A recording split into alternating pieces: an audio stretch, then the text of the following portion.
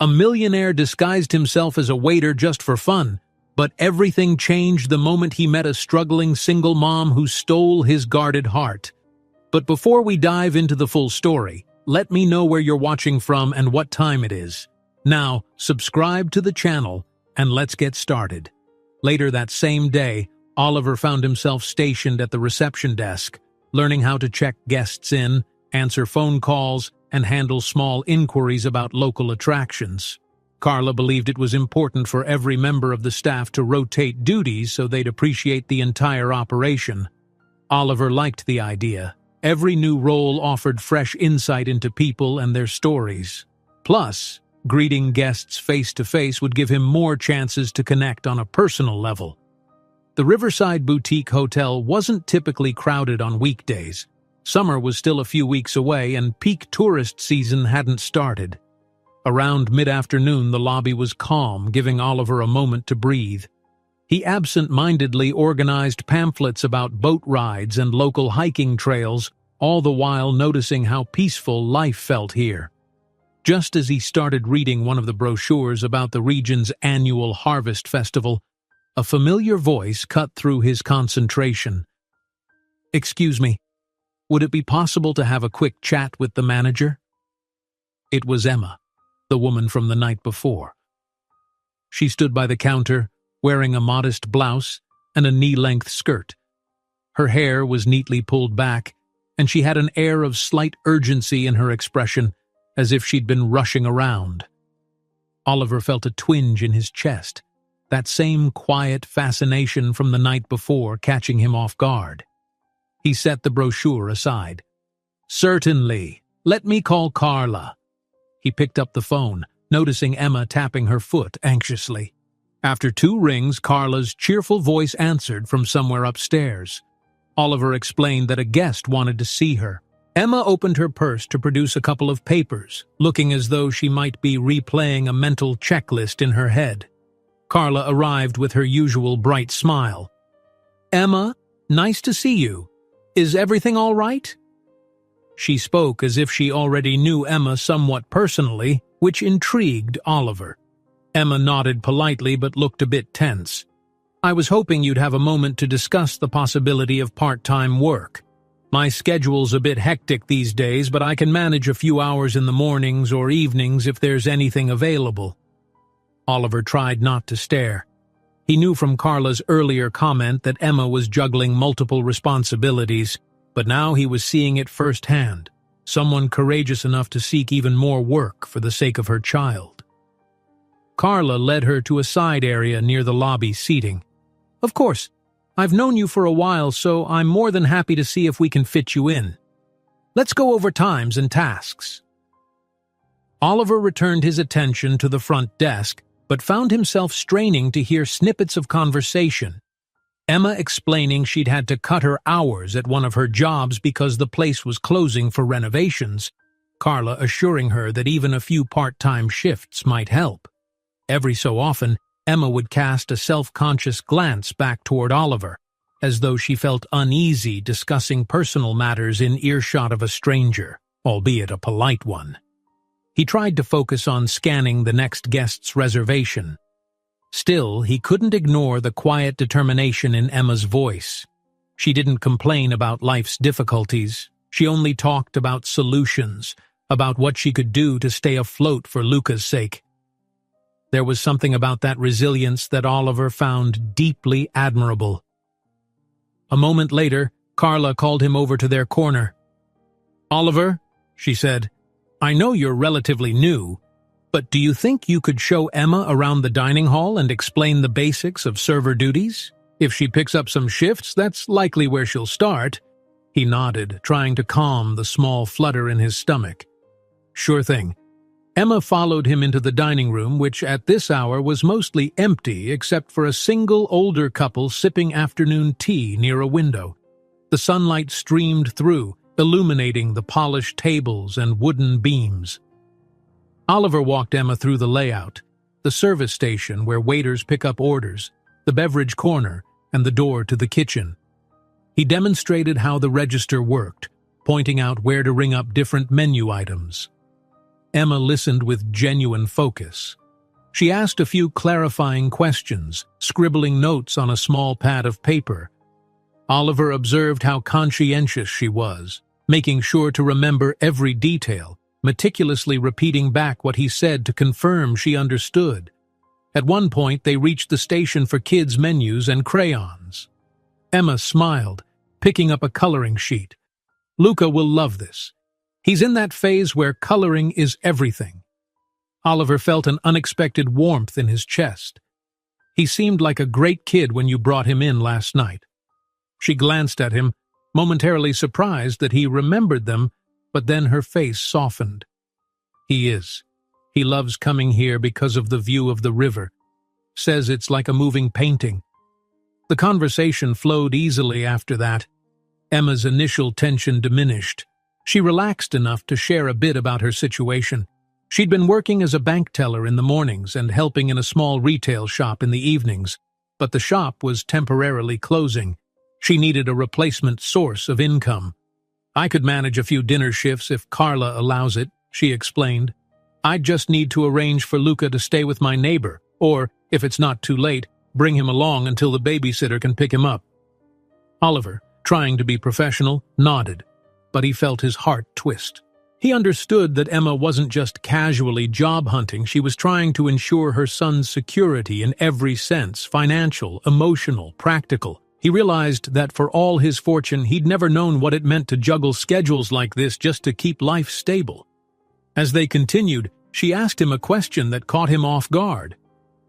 How long have you been working here, Oliver? I haven't seen you around before yesterday. His mind scrambled for a harmless lie. Oh, not long, he said lightly. Just a couple weeks. I'm still learning, actually. He tried to steer the conversation away from his own details. But I like it here. It's peaceful. She nodded thoughtfully. I can see why. Everyone seems kind. It dawned on him how easily he could have mentioned the family name in another life. Saying, I'm Oliver Grayson, would instantly shift the dynamic, possibly overshadowing every genuine moment. But he was determined to avoid that. Instead, he just offered a smile, noticing a slight wave of relief that Emma didn't press further. By the time they finished, Carla joined them. She told Emma they'd discuss the schedule and likely start her on 2 evening shifts a week just to get a feel for the work. Emma, grateful, thanked Carla before turning to Oliver. Thank you for taking the time to show me around, she said, a smile returning to her face. Any time, he replied softly. If you have any questions or need to practice any tasks, let me know. I'm happy to help. Emma nodded, gave a little wave, and headed to the lobby to finalize things with Carla. Oliver lingered in the dining room a moment, his thoughts churning. Emma was neither flashy nor demanding. Her life, from the glimpses he got, was filled with day-to-day concerns that most people in his old circle never had to face. And yet she navigated it all with grace. A pang of guilt flickered through him. What if, by not revealing who he was engaging in some twisted charade with an honest person who simply needed a stable job? But he reminded himself that his purpose was to connect authentically, to see if relationships, friendship or otherwise, could bloom without the weight of his last name. The next few days fell into a steady rhythm. Oliver took on more shifts in the dining room, occasionally handling housekeeping in the afternoons, and every so often helping Carla at the front desk. He was finding his stride in the quiet routine of the hotel, grateful no one recognized him as an heir to a renowned hotel empire. The staff treated him like any other new co-worker, sometimes ribbing him good-naturedly if he messed up an order, sometimes praising him when he quickly adapted. Meanwhile, Emma began her training. She arrived in the early evenings, greeting Oliver with a polite nod before clocking in. Her schedule was tight, so they usually had minimal overlap. A quick hello, maybe a short conversation about the evening's menu. Still, whenever they interacted, Oliver felt a gentle undercurrent of curiosity.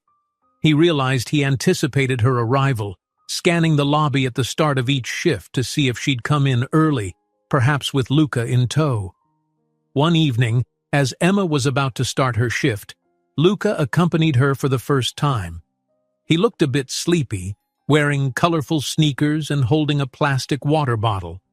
Emma explained she had about 30 minutes before her neighbor could pick him up, so she stationed him at a corner table with crayons while she tied her apron.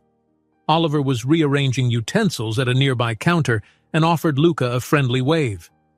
"Hey, buddy," Oliver said. "I have a fresh coloring sheet if you want." Luca beamed, nodding. "Yes, please." His grin was bright, and Oliver couldn't help but see a flicker of the boy's excitement in Emma's expression, too. Oliver grabbed one of the hotel's kid-friendly coloring pages, an illustration of a scenic river scene, and handed it over. He crouched down next to Luca. "So, I hear you like the view of the river. Ever ride a boat?" The boy shook his head. "No, but I want to. Mom says maybe one day." Emma, returning from the kitchen, overheard them and added gently, "We'll see about that, kiddo. Maybe if you're super good and I can save a bit." Oliver felt a pinch of sadness. A boat tour on the river was likely nothing to the wealthy families he knew, just another quick outing. But to Emma and Luca, it was a future treat requiring planning and saving. It gave him perspective on the gulf between his old world and the life he was stepping into. A few minutes later, Emma's neighbor arrived, an older woman with a warm face, offering Luca a quick hug before escorting him home. Emma watched them go, exhaling as though she hoped everything would go smoothly in her absence. Oliver subtly noticed the relief and maternal concern crossing her features. Throughout that shift, Oliver and Emma crossed paths multiple times, delivering orders to tables or fetching drinks for the bar. At one point, they had to team up to serve a large group celebrating a birthday. Through the chaos of carrying trays and checking if guests needed anything, Emma and Oliver exchanged amused glances, like conspirators in the same mission. Whenever the group's conversation burst into laughter, Emma and Oliver would shoot each other a look, smiling at how hectic but fun it was to keep up. After the birthday party left, the dining room quieted. Emma and Oliver retreated to the service station, quickly wiping trays and reorganizing cutlery. Emma leaned on the counter, catching her breath. "I'm not sure how you manage this every day," she joked. "My feet are already protesting." Oliver laughed softly. "Trust me, I'm still learning. The first week I was here, I tripped over everything. My shoulders felt like they'd been hit by a truck from carrying so many plates." She laughed, a genuine sound that lit up her eyes. "And here I was, thinking you were a natural. You seem to handle it so smoothly." He shrugged, deciding honesty within his alias wouldn't hurt. "I had no clue how to do half this stuff until recently, but with practice and helpful co-workers you learn." Emma glanced at the clock, a flicker of concern. "I have to go soon. Luca's probably waiting, but thanks for the advice. And for making it all seem more manageable." Oliver nodded, something in him wishing they had more than stolen moments at the service station. "No problem. See you tomorrow?" she confirmed, untying her apron. "Tomorrow, yes. Another short shift." She paused, then offered him a sincere smile. "I appreciate your kindness, Oliver. Really." He stood there as she left, finding himself marveling at how a simple conversation with her could feel so grounding. Despite the swirl of deception behind his presence here, he'd rarely felt such sincerity in human interaction. That night, after the dining room closed and the last guests meandered to their rooms, Oliver took a moment to step outside. The crescent moon reflected on the silent river, and a cool breeze rustled the trees. The air was fragrant with summertime hints of wildflowers and damp earth. He leaned against a railing, replaying moments of the day, Emma's dedication to Luca, her relief at being offered a small shift, the spark in her eyes when she found a bit of joy in mundane tasks. He had never felt this comfortable around someone who didn't know his last name. Yet a worry nagged at him. If, and it was a big if, he ever grew closer to Emma, wouldn't the truth eventually surface? It seemed inevitable that she'd find out who he really was. Would she resent him for withholding his real identity? Oliver sighed, pushing the troubling question aside. For now, he reasoned, he should let the days unfold. He was living in the present, forging human connections that felt unforced. In the days that followed, Emma adapted quickly to her new schedule, impressing Carla with her organizational skills. The hotel guests appreciated Emma's calm, friendly manner. Oliver noticed how she always took a few extra seconds to chat with them, ask about their day, or bend down to a child's eye level to ensure they had the right flavor of ice cream. Sometimes he'd catch a glimpse of her motherly warmth shining through in the simplest tasks, and he also noticed the exhaustion Emma tried to hide. Dark circles under her eyes and the occasional stifled yawn after she'd finished a morning shift at the bank. Still, she never complained, never asked for anyone's pity. Oliver found himself respecting her more each time they worked side by side. One afternoon, Carla assigned them both to reorganize an old storage closet in the back of the kitchen, a dimly lit room packed with mismatched chairs, outdated linens, and random decor from past seasons. For over an hour, Oliver and Emma sorted through dusty boxes, deciding which items were still usable. They labored in close quarters, occasionally bumping elbows as they worked. "Is it always this cluttered?"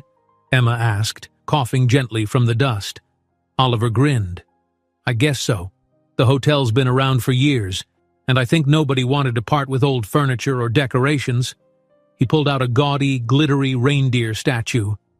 "Exhibit A, left over from some holiday extravaganza, I'm assuming." Emma covered her mouth to hide a laugh. "Should I ask how many years that's been shoved in a corner?" They shared a moment of amusement, and Oliver felt the space between them shrink. Their conversation meandered between playful banter and glimpses into their lives. Emma, carefully stacking linens, mentioned how Luca recently started picking up on big words and used them at random. Oliver, switching out her full box for an empty one, admitted he'd grown up with a strict family, but skipped the details. Both recognized that they tiptoed around deeper truths, but neither pushed. Eventually, they finished. Emma perched on a sturdy wooden box, wiping the sweat from her brow, while Oliver leaned against a wall, exhaling. He realized that as menial as this chore was, it had allowed them an uninterrupted hour to connect, bantering over silly items and learning small pieces about each other. Carla's voice echoed from the corridor, calling them back. Emma hopped off the box, smiling at Oliver. "We should probably get out of here before we find more glittery reindeer." Oliver laughed, stepping aside to let her pass. He felt a twinge of regret as they left the quiet closeness of that cramped room. It was fleeting, but real, reminding him that closeness doesn't always blossom in grand gestures. Sometimes it's in the small tasks, the shared jokes, the unspoken empathy. Without question, something was growing between them. A soft, unspoken bond that defied Oliver's original plan to simply blend in. Whether it would lead to genuine love or heartbreak remained unclear, especially with the weight of his hidden identity looming. But for the moment, Oliver chose to embrace whatever this new connection might become, carrying within him a cautious hope that maybe he had finally discovered a piece of what he'd been missing all those years. During the subsequent week, the Riverside Boutique Hotel buzzed with talk of a local celebration. The Harvest Fair was arriving in town. Banners and posters popped up on street corners, inviting everyone to enjoy food stalls, crafts, and live music by the river. The entire hotel staff, including Carla, was eager to promote the event to guests, offering suggestions on what to see, which booths to visit, and the best times to go. Oliver noticed Emma's excitement about the fair. She shyly mentioned that Luca had been saving loose change in a small piggy bank to buy sweets or maybe a balloon at the festival. "He's been counting his coins every night," she laughed softly one afternoon while they restocked coffee cups in the dining room. "Keeps insisting he'll have enough for both of us to share." Oliver grinned. "That's great. Are you taking him for sure?" Emma nodded, carefully placing each cup in neat rows. "I'd like to. It's a nice break for him. Between his schoolwork and all my shifts, we haven't done anything fun in a while. But we'll see." She paused, and he caught a fleeting hint of worry cross her face, as though she was uncertain about scheduling or funds, or maybe both. A few days later, Carla gave Emma the night off for the festival, insisting she'd earned it. Delighted, Emma told Oliver she planned to take Luca around sunset. "He loves lights," she said with a smile, "and that's when the fair's liveliest." Oliver was glad for her. He wanted to go himself, partly out of curiosity, partly because he sensed Emma would be there. Yet he wasn't sure if he should suggest meeting up. He didn't want to overstep or make her uncomfortable. Instead, he kept his intentions private, thinking he might simply appear at the fair on his own. The evening of the harvest fair arrived under a brilliant setting sun.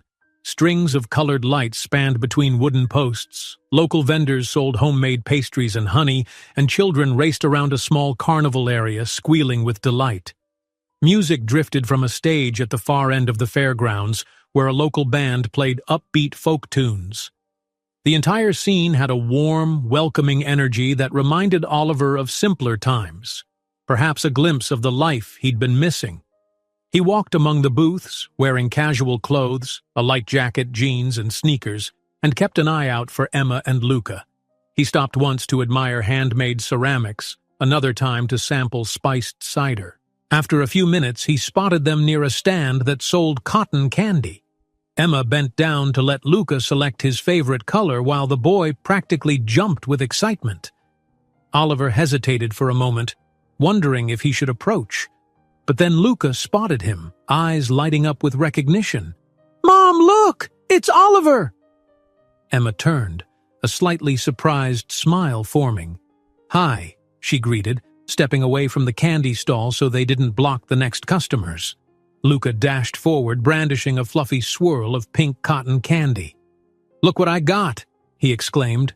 Oliver chuckled, crouching to Luca's level. "That's almost as big as your head. Bet it tastes amazing." "It does," Luca said around a mouthful of sugary fluff. Then, remembering his manners, he offered Oliver a piece. "You want some?" "Sure," Oliver replied, touched by the boy's generosity. He pinched off a small bit of spun sugar. It melted on his tongue instantly, sweet and light, making him grin. "Thanks, buddy." Emma gave a quiet laugh, stepping aside to let a group of passing fairgoers walk by. "Didn't expect to see you here," she admitted, though without any hint of displeasure. She glanced at his jacket, then around at the bustling fair. "Enjoying the harvest fair so far?" "It's my first time at something like this," he said honestly. "I love the atmosphere. Thought I'd come check it out after my shift." A comfortable silence passed between them as they stood amid the cheerful chaos, children running past, music thumping in the background, and the sugary aroma of funnel cakes wafting on the breeze. Luca tugged on Emma's sleeve, pointing to a small ring toss game nearby. "Can I try, Mom? I have enough coins for it." Emma nodded, and the three of them wandered toward the booth. It featured a lineup of glass bottles in rows. Players had to toss rings around the bottlenecks to win plush prizes. Luca bounced on his toes, carefully counting out the coins from his pocket. Oliver noticed the serious look on his face, as though he were about to perform a major sporting feat. The boy aimed carefully but missed his first toss by a wide margin. On the second, the ring wobbled and fell short. He let out a frustrated little sigh. Emma rubbed his back in encouragement. "You'll get it," she said gently.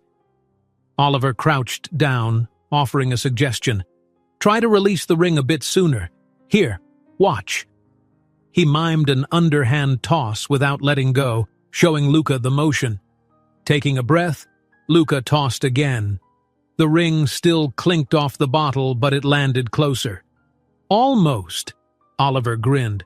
"One more shot." On his last try, Luca flung the ring in an awkward arc.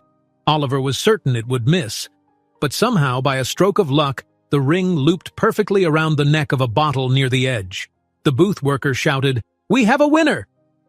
Luca's face lit up with pure delight, and Emma let out a quiet, proud laugh.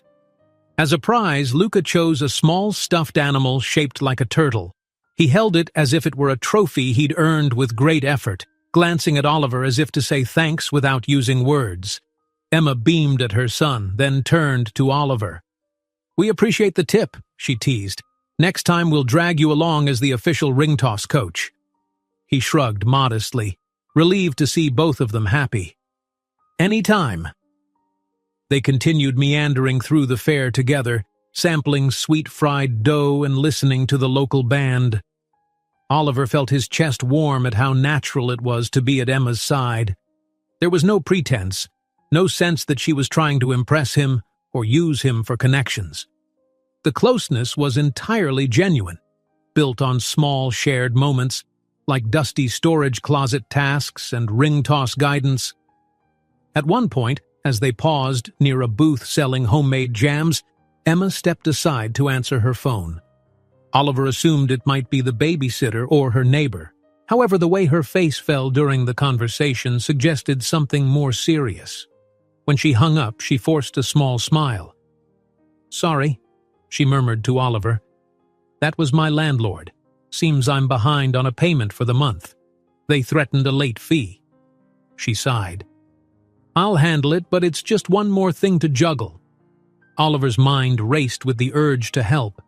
Paying a late fee was trivial money for him, but he couldn't exactly reveal that.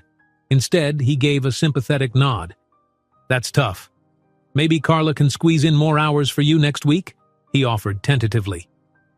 Emma gave a faint shrug. "I'll talk to her, but it's okay. I've been in tighter spots. I always figure something out." She tried to rally her spirit for Luca's sake. "Anyway," she said more brightly, noticing Luca was absorbed in cuddling his new stuffed turtle, "let's not let that spoil the evening. He's having a blast." They continued strolling, but Oliver sensed Emma's underlying tension. It wasn't the first time he'd witnessed how precarious her financial situation was. Every instance of stress or shortfall seemed to test her mettle, and every time she faced it head-on, determined to protect Luca from any ripple of anxiety. Oliver couldn't help but admire that kind of fortitude, something he'd never had to cultivate in his cushiony upbringing. As twilight deepened, the festival lights grew more enchanting, string after string twinkling overhead. Luca began yawning intermittently, clinging to Emma's hand. "Ready to head back?" Oliver asked softly, noticing Emma eyeing her sleepy son. She nodded. "I think so. He's just about done." Then, remembering Oliver had come alone, she hesitated. "We can walk with you toward the exit if you want." "I'd like that," he said, a gentle warmth in his voice. They navigated through the crowd, passing a final row of food stands and music lovers still dancing. At the festival gate, they paused in a more open space. Luca rubbed his eyes, leaning on Emma's shoulder. Oliver shoved his hands in his pockets, not wanting the moment to end. "Thanks for letting me tag along. This was fun," he told Emma. She smiled, adjusting Luca's weight slightly. "I'm glad you joined us. It made the night easier, especially with me juggling a giant cotton candy, a stuffed turtle, and a hyper little boy." Oliver chuckled. "Anytime.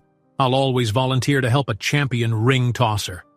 They both laughed quietly, each perhaps aware that an unspoken connection had grown stronger tonight. Then Emma turned her attention fully to Luca, who was practically dozing off. "We should get going," she said. "He can barely keep his eyes open." Oliver nodded. He wanted to at least see them safely to their car or a taxi, but Emma had come on foot from a nearby bus stop. Oliver offered to walk them part way, but Emma declined politely. "We're just a few blocks away. I'll manage." For a brief second, Oliver wondered if he should push, but sensed she valued her independence. Emma extended her gratitude once more, her eyes reflecting a hint of vulnerability behind her gracious smile. "Thanks, Oliver, for everything." With that, she left, guiding a dozy Luca into the night. Oliver stood by the fair entrance until they disappeared around a corner, a dozen mixed emotions stirring in his chest. admiration, concern, and a budding affection that was more than he'd felt for anyone in a long time. He didn't sleep well that night. His mind replayed Emma's landlord phone call, thinking of her exhaustion, her resilience. She rarely complained, but he'd seen in her eyes the burden she carried. On a whim, he texted Dylan, his best friend and confidant for the secret plan, to see if there was any discreet way he could offer help. After all, Dylan was the only one who truly knew Oliver's real identity and had the legal savvy to keep it hidden. Dylan replied briskly, "You can't blow your cover. If you pay her bills out of nowhere, she might suspect. Tread carefully." Oliver sighed. He didn't want to patronize Emma or insult her pride, but he hated standing by while she struggled. For now, it seemed there was no easy solution.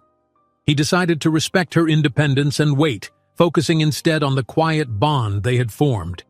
The next day at the hotel, the entire staff buzzed with stories of the fair. Guests swapped tales of funnel cakes and local bands, while employees teased each other about who had danced the most. Emma arrived looking slightly tired, likely from a late return home, but still wore her calm, pleasant demeanor. Oliver only had a chance to greet her briefly before heading to the laundry area. By mid-afternoon, Carla assigned them both to the dining room for dinner service. Emma was tying her apron when Oliver approached, wearing a grin. "How's Luca this morning? Recover from the sugar rush?" Emma chuckled. "He slept like a rock after we got home. Woke up bragging about his ring toss victory to the neighbor, and that stuffed turtle is apparently the new best friend." "That's adorable," Oliver said, gently draping a clean tablecloth over a corner table. "I'm glad he had a good time." "Me too," Emma replied, smoothing the apron strings. She hesitated a moment, then gave Oliver a softer look. "Thank you, by the way, for being so nice to him, and to me. Yesterday was really nice." Oliver felt a slight rush of warmth at her words. "I enjoyed it too." They shared a smile, and for that second the rest of the bustling dining room faded into the background. The easy closeness returned, as though the fair had unlocked a new level of comfort between them. But the hush of that moment quickly dissipated when a group of unexpected guests arrived. An upscale family of 5, complete with designer luggage and a haughty air about them. Carla rushed in, whispering that they were from out of town and had decided to stay for dinner. "We need to impress them," she murmured, "so they'll keep the reservation for the suite upstairs." Oliver braced himself. He recognized these types, the wealthy or socially prominent folks who might have once been at the same parties as the Grayson family. He hoped none of them had met him before. Throughout the evening, Emma and Oliver worked side by side to serve the table, taking care to present the hotel's best image. The father of the family snapped his fingers if service was even slightly delayed, and the teenage daughter rolled her eyes each time Emma tried to confirm her meal preference. Oliver noticed Emma's gracious composure, even when the family's demands grew borderline rude. At one point, the mother complained about the lighting being too dim. Emma calmly adjusted the nearby lamp. A moment later, they insisted the soup was too cold, forcing Oliver to run to the kitchen to reheat it. Emma offered polite apologies, returning with fresh bread rolls that they barely touched. Though the family's behavior tested everyone's patience, Oliver felt proud of how Emma handled it. She remained unflappable and poised, just as professional as any seasoned waiter. Watching her carry plates and respond to huffs and sighs with a serene smile gave him a glimpse of her adaptability under pressure. If he hadn't known she was new to this line of work, he would have assumed she had years of fine dining experience. When the dinner finally ended and the family retreated upstairs, Emma sighed heavily in the service station, leaning her elbow on the counter. "That was intense," she murmured. "I'm half expecting them to complain about the pillows next." Oliver chuckled, feeling the aftershock of tension fade. "They might. But you handled that like a pro, Emma." She looked up, catching his supportive tone. "Thanks. I'm just relieved it's over." Carla popped her head in, offering them a conspiratorial grin. "You two did great. They didn't complain once at the front desk, which is a miracle. Keep this up and I'll have to give you both raises." Then, with a playful wink, she scurried off to handle something else. Oliver turned to Emma. "You see? Even Carla noticed." Emma's lips curved in a tired but genuine smile. "I guess so. I just hope tomorrow's crowd is easier."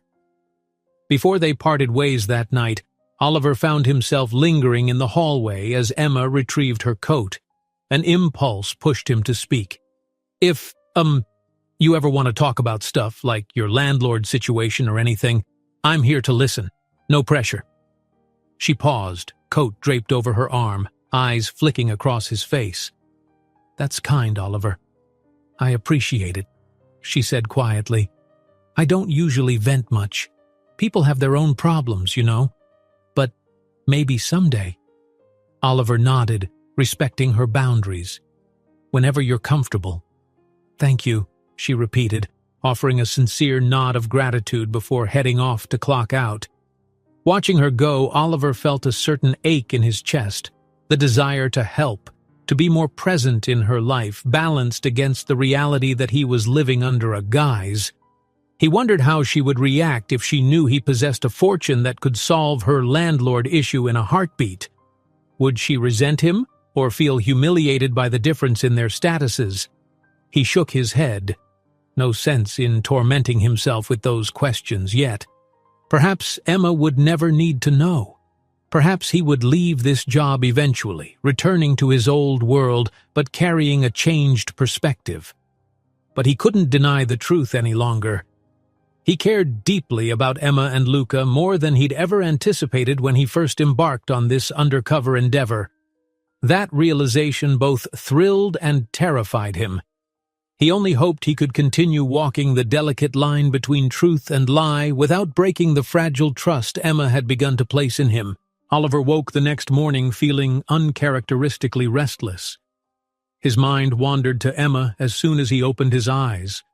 Her laughter at the fair, the gentle determination in her expression when dealing with that difficult family at dinner service. Even in the fleeting moments of quiet, she had become an undercurrent in his thoughts. He tried to remind himself that he was here under false pretenses. Still, he couldn't quell the surge of warmth he felt each time he remembered some small detail about her or Luca. The day began with a routine assignment. Oliver was placed in the laundry area to fold fresh linens. This was the kind of menial task he found surprisingly soothing. There, with the low hum of machines and the warmth of fabric fresh from the dryer, he had time to think. Yet his thoughts kept circling back to Emma's landlord troubles. He recalled her worried expression, how she shrugged it off yet clearly felt the weight of it. Every instinct told him to help. But how? Shortly after midday, he stepped away from the laundry room to grab a quick sandwich in the staff break area. Carla cornered him in the hall, asking if he could handle a special errand. The local bakery had messed up a cake order for a small event in the hotel's meeting room that evening. "They need a new design, and I have no one else free to run over there," Carla explained, handing him some notes and money. Oliver agreed, seeing a chance to get some fresh air. By early afternoon, he was on his way to the bakery, a short walk from the hotel. The sky was overcast, a dull gray that threatened rain. When he arrived, he noticed the shop was empty except for a single teenage cashier reading a magazine behind the counter. While waiting for the baker to fix the last touches on the replacement cake, Oliver scanned the shelves filled with pastries, fresh bread, and delicate frosting-topped cupcakes. A soft chime above the door signaled a new customer. To his mild surprise, Emma stepped inside wearing a light sweater. She seemed just as startled to see him. "Oliver, do you live in here?" she joked, noticing the bakery's boxes scattered on the counter.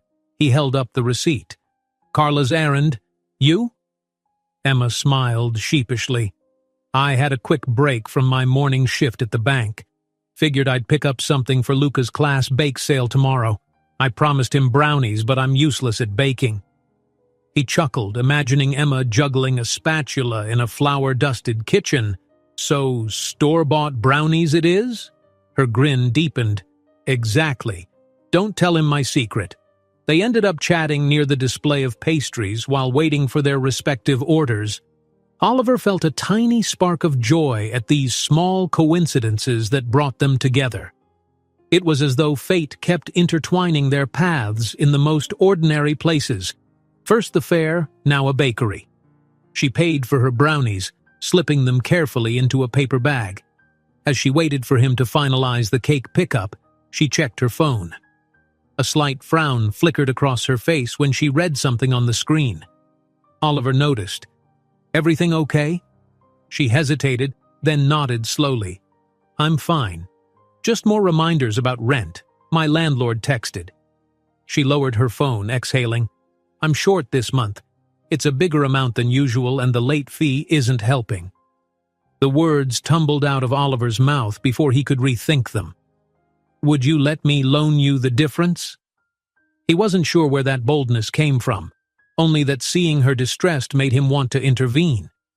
Her eyes flashed with surprise, then caution. "Oh, I couldn't, Oliver. I appreciate it, but it's a lot, and we barely know each other." He sensed her pride bristle. Realizing he might have overstepped, he tried to soften his approach. "I'm sorry. It just came out. I hate seeing you stressed. I know what it's like to worry about money." That was a lie in some ways, but the sentiment behind it was genuine. She managed a small, grateful smile. "I really do appreciate the thought, but I'll figure something out. I always do." They were interrupted by the baker, who handed Oliver the finished cake, now properly decorated with the hotel's event details. The moment left them both feeling slightly awkward.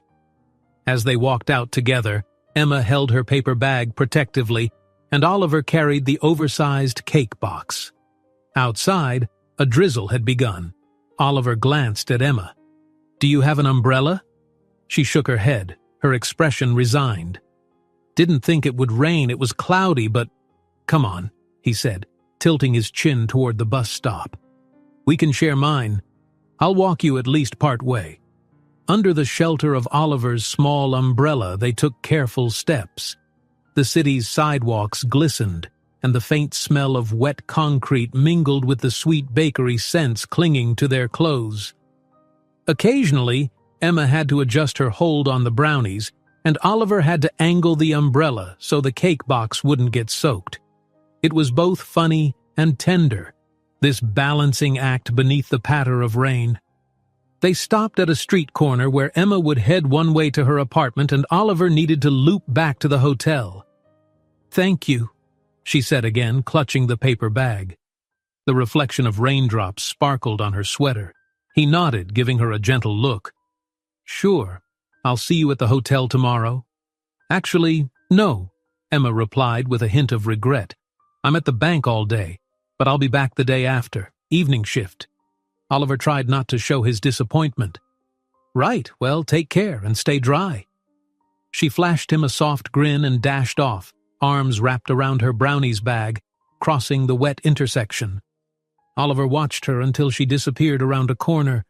Only then did he realize he was standing in the drizzle, water now spattering off the cake box. He hurried back toward the hotel, mind spinning with a mixture of concern and admiration for Emma. When Oliver returned, Carla teased him for taking so long. "I was about to send a rescue team. That cake must be a masterpiece." He simply rolled his eyes good-naturedly, delivering the box to the meeting room. The rest of the day blurred by in a series of tasks, setting up the event space, sorting a minor billing issue at the front desk, and training a new part-timer on how to handle breakfast rush. Yet through it all, Oliver's thoughts drifted repeatedly to Emma's expression in the bakery. The mild panic in her eyes over rent money, the quiet determination that she wouldn't accept charity. He admired her pride, though it also frustrated him. During a short break in a secluded corridor, he texted Dylan again. "What if I create some arrangement to pay her landlord anonymously?" The instant he sent it, he felt a pang of guilt. Was he meddling too much? Dylan's reply came swiftly. Risky. She might get suspicious if she suddenly doesn't owe rent. You sure you want to do that? Oliver ruffled his hair in exasperation. He typed back, I just don't want her stressed out, but I guess you're right, I'll hold off. He tucked his phone away. Maybe there was a middle ground, some way to indirectly boost her hours or help with tips, but everything felt like a potential breach of her trust. Later that night, Carla pulled him aside. How about I give Emma a few more evening shifts next week? She asked, clearly reading Oliver's thoughts. She's proven herself pretty good with customers. Might help her out a bit, you know? Oliver brightened. That'd be great. If we can juggle schedules to make it work for her, she'd appreciate it. Carla grinned knowingly. That's what I'm thinking. I notice the two of you get along well. You're a good team. He tried to hide the color rising in his cheeks. Just co-workers helping each other out. Carla gave him a playful nudge. Sure. Anyway, I'll talk to Emma tomorrow. 2 days passed and Emma returned for her evening shift. Oliver felt the usual spark of anticipation as she walked in, hair slightly damp from the drizzle, a warm but tired smile on her face. She clocked in, joining him by the hostess stand to review the reservation list. They had a moderate dinner crowd tonight, a couple of small groups, a few solo travelers, and 2 families. Nothing too chaotic. Carla sidled up to them. Emma, I was thinking we could add an extra shift or 2 for you next week, if you're up for it. Emma's eyes widened with relief. Yes, absolutely. That would help so much. Oliver glimpsed a cloud of tension lift from her features and his heart silently soared. Carla handed Emma a revised schedule, and Emma gave Oliver a grateful glance as if suspecting he'd had something to do with it. He offered a tiny smile in return. The dinner service went smoothly. In a lull between tables, Oliver found Emma crouched by a side station, adjusting silverware in a drawer. He stepped over quietly. Glad you'll get more shifts. Should ease some pressure, huh? She nodded, looking up. It will, definitely. Thanks for mentioning it to Carla. I suspect she didn't just come up with it on her own. He shrugged modestly. Maybe I hinted, but you earned it, Emma. You handle customers better than most of us. A slight blush tinted her cheeks. Well, it's not easy sometimes, but I appreciate the support. They held each other's gaze for a moment, the clatter of plates in the background feeling distant. Emma started to speak, then shut her mouth as though rethinking her words. Oliver leaned in a fraction, curious. What is it? He asked gently. She glanced at the floor, then back at him. It's silly. I was just thinking, I might take Luca on that riverboat tour soon. He's been begging. But part of me wonders if you... She broke off, looking self-conscious. If you'd like to come? Oliver's eyes widened in pleasant surprise. You mean with you and Luca? She nodded, lips curving in a half-smile. He's taken a real liking to you and, well, if you want, no pressure? Her voice betrayed a glimmer of hope, as if bracing for rejection. A warmth spread through Oliver's chest. I'd love to, he answered, trying not to sound too eager. I mean, yeah, that sounds great. Whenever works for you. Emma brightened. We'll figure it out soon. Maybe a Sunday morning, when the water's calm. Oliver found himself smiling so broadly that a passing colleague teased him. Hey, Oliver, you look like you just found a gold nugget in the cutlery bin. He hastily composed himself, but Emma giggled quietly, which only made him grin again. By the end of the shift, they had decided on a tentative date for the boat ride. 2 weeks from now, once Emma's schedule eased and she had a bit of extra tip money saved. The plan left Oliver buzzing with anticipation. He pictured Emma and Luca's excitement, maybe the 3 of them taking in the scenic views. It was the closest thing to a genuine family outing Oliver had ever planned with anyone, and it both thrilled and unsettled him. As Emma gathered her things in the staff room, Oliver hovered by the doorway. Are you heading straight home? Need me to walk you, or are you good? She gave him a fond look. I'm okay. It's not too late, and the neighbor is at home with Luca, but thank you. Then, after a moment of hesitation, she placed a gentle hand on his arm. "You know, you're a good person, Oliver. I'm glad we met." Her touch, light though it was, sent a current through him. He swallowed. I'm glad too." They exchanged a simple goodbye, but Oliver felt the emotional weight behind it. After she left, he wandered through the quiet corridors of the hotel, switching off lights and tidying chairs left out of place. 1,000 thoughts roared in his mind, chief among them that Emma believed him to be just another earnest employee in this modest hotel. That evening, alone in his small staff room bed, Oliver replayed the day's moments. Emma's shy invitation, the new schedule, her fleeting hand on his arm. In the hush of night, the reality struck him again. If she found out who he truly was, heir to the Grayson empire, would she see him differently? Would it break her trust? Yet he couldn't deny the joy blossoming inside him. For the first time in years, he felt truly himself around someone who had no agenda beyond honest friendship and potentially love. The blossoming bond with Emma and Luca felt more sincere than any lavish gift or exclusive VIP event from his old life.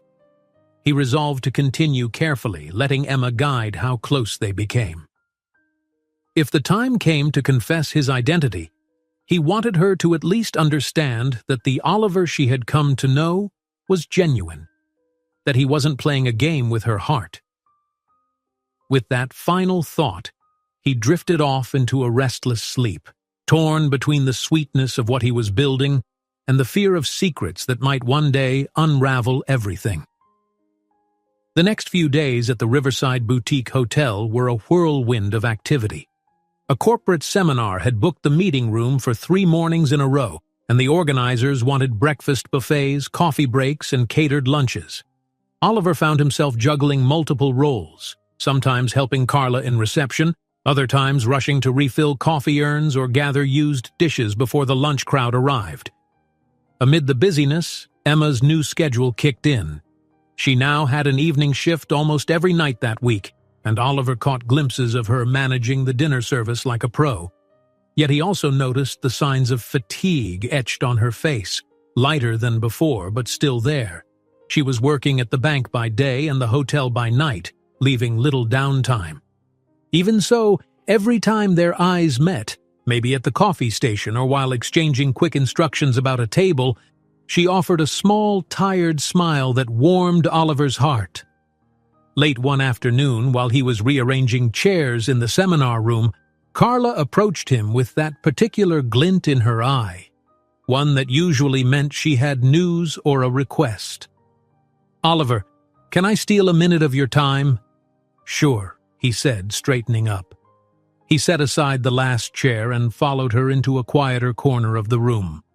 Carla clasped her hands. "We have an unusual situation. The Grayson family, well, not the entire family, but apparently a representative or associate, emailed me about possibly visiting this hotel for a surprise inspection. They want to ensure we're up to brand standards before the official unveiling in a couple of months." Oliver's stomach gave a sharp twist. Of course, he'd known it was only a matter of time before someone from his family or their executives wanted to check on things, but hearing Carla mention it casually sent a jolt of fear through him. "Huh," he managed, trying to sound neutral.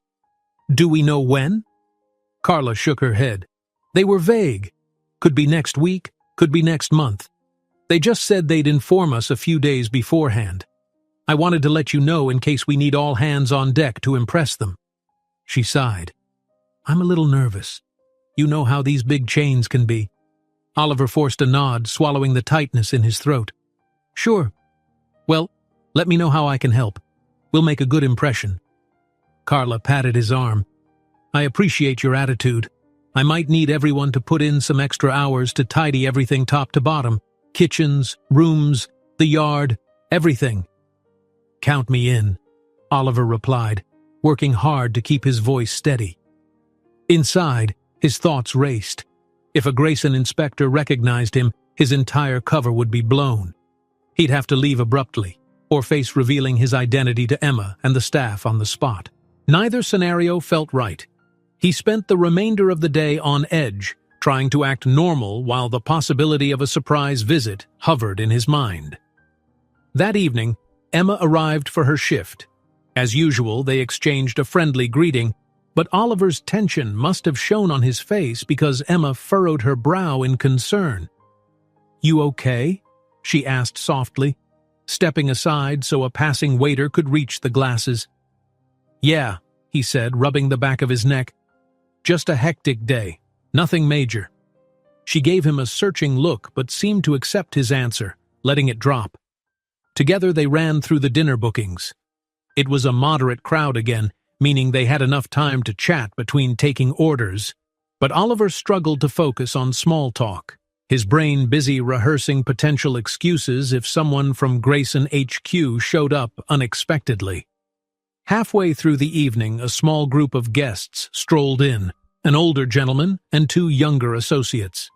Oliver's heart skipped a beat, worried they might be from Grayson, but the older man introduced himself as part of a local historical society renting space in the hotel next month. No immediate threat.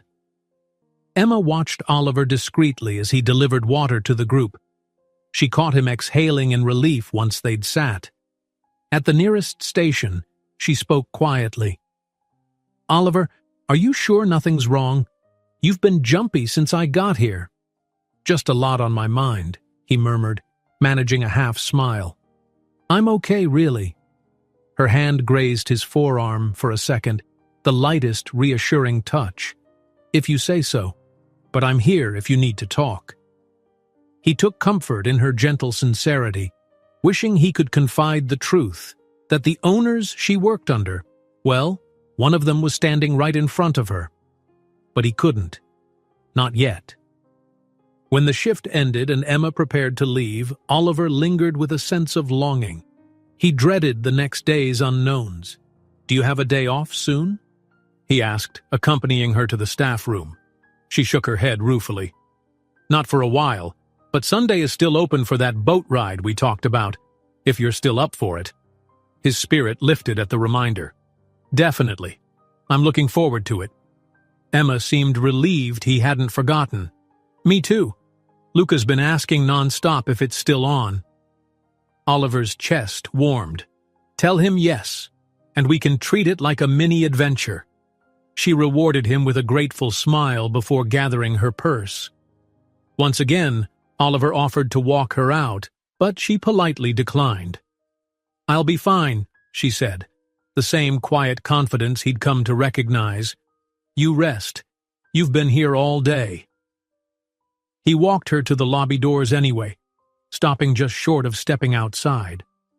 After she left, he stood at the glass, watching Emma's silhouette fade into the evening shadows. An ache pulsed beneath his ribs. Someday soon, he'd have to come clean, or events would force his hand. But first, he wanted her to trust him for who he was, not just for the name or money behind him. Over the next few mornings, Oliver combed through every corner of the hotel, imagining what a critical Grayson representative might say. Were the carpets pristine? Were the walls freshly painted? He found himself tidying small scuffs on the baseboards, checking that the staff break room was neat and ensuring the front steps were free of debris. Carla seemed pleased if a bit perplexed by his sudden zeal for order. "You're the most thorough staff member I've got," she joked once, stumbling upon him scrubbing a tiny stain out of the lobby rug.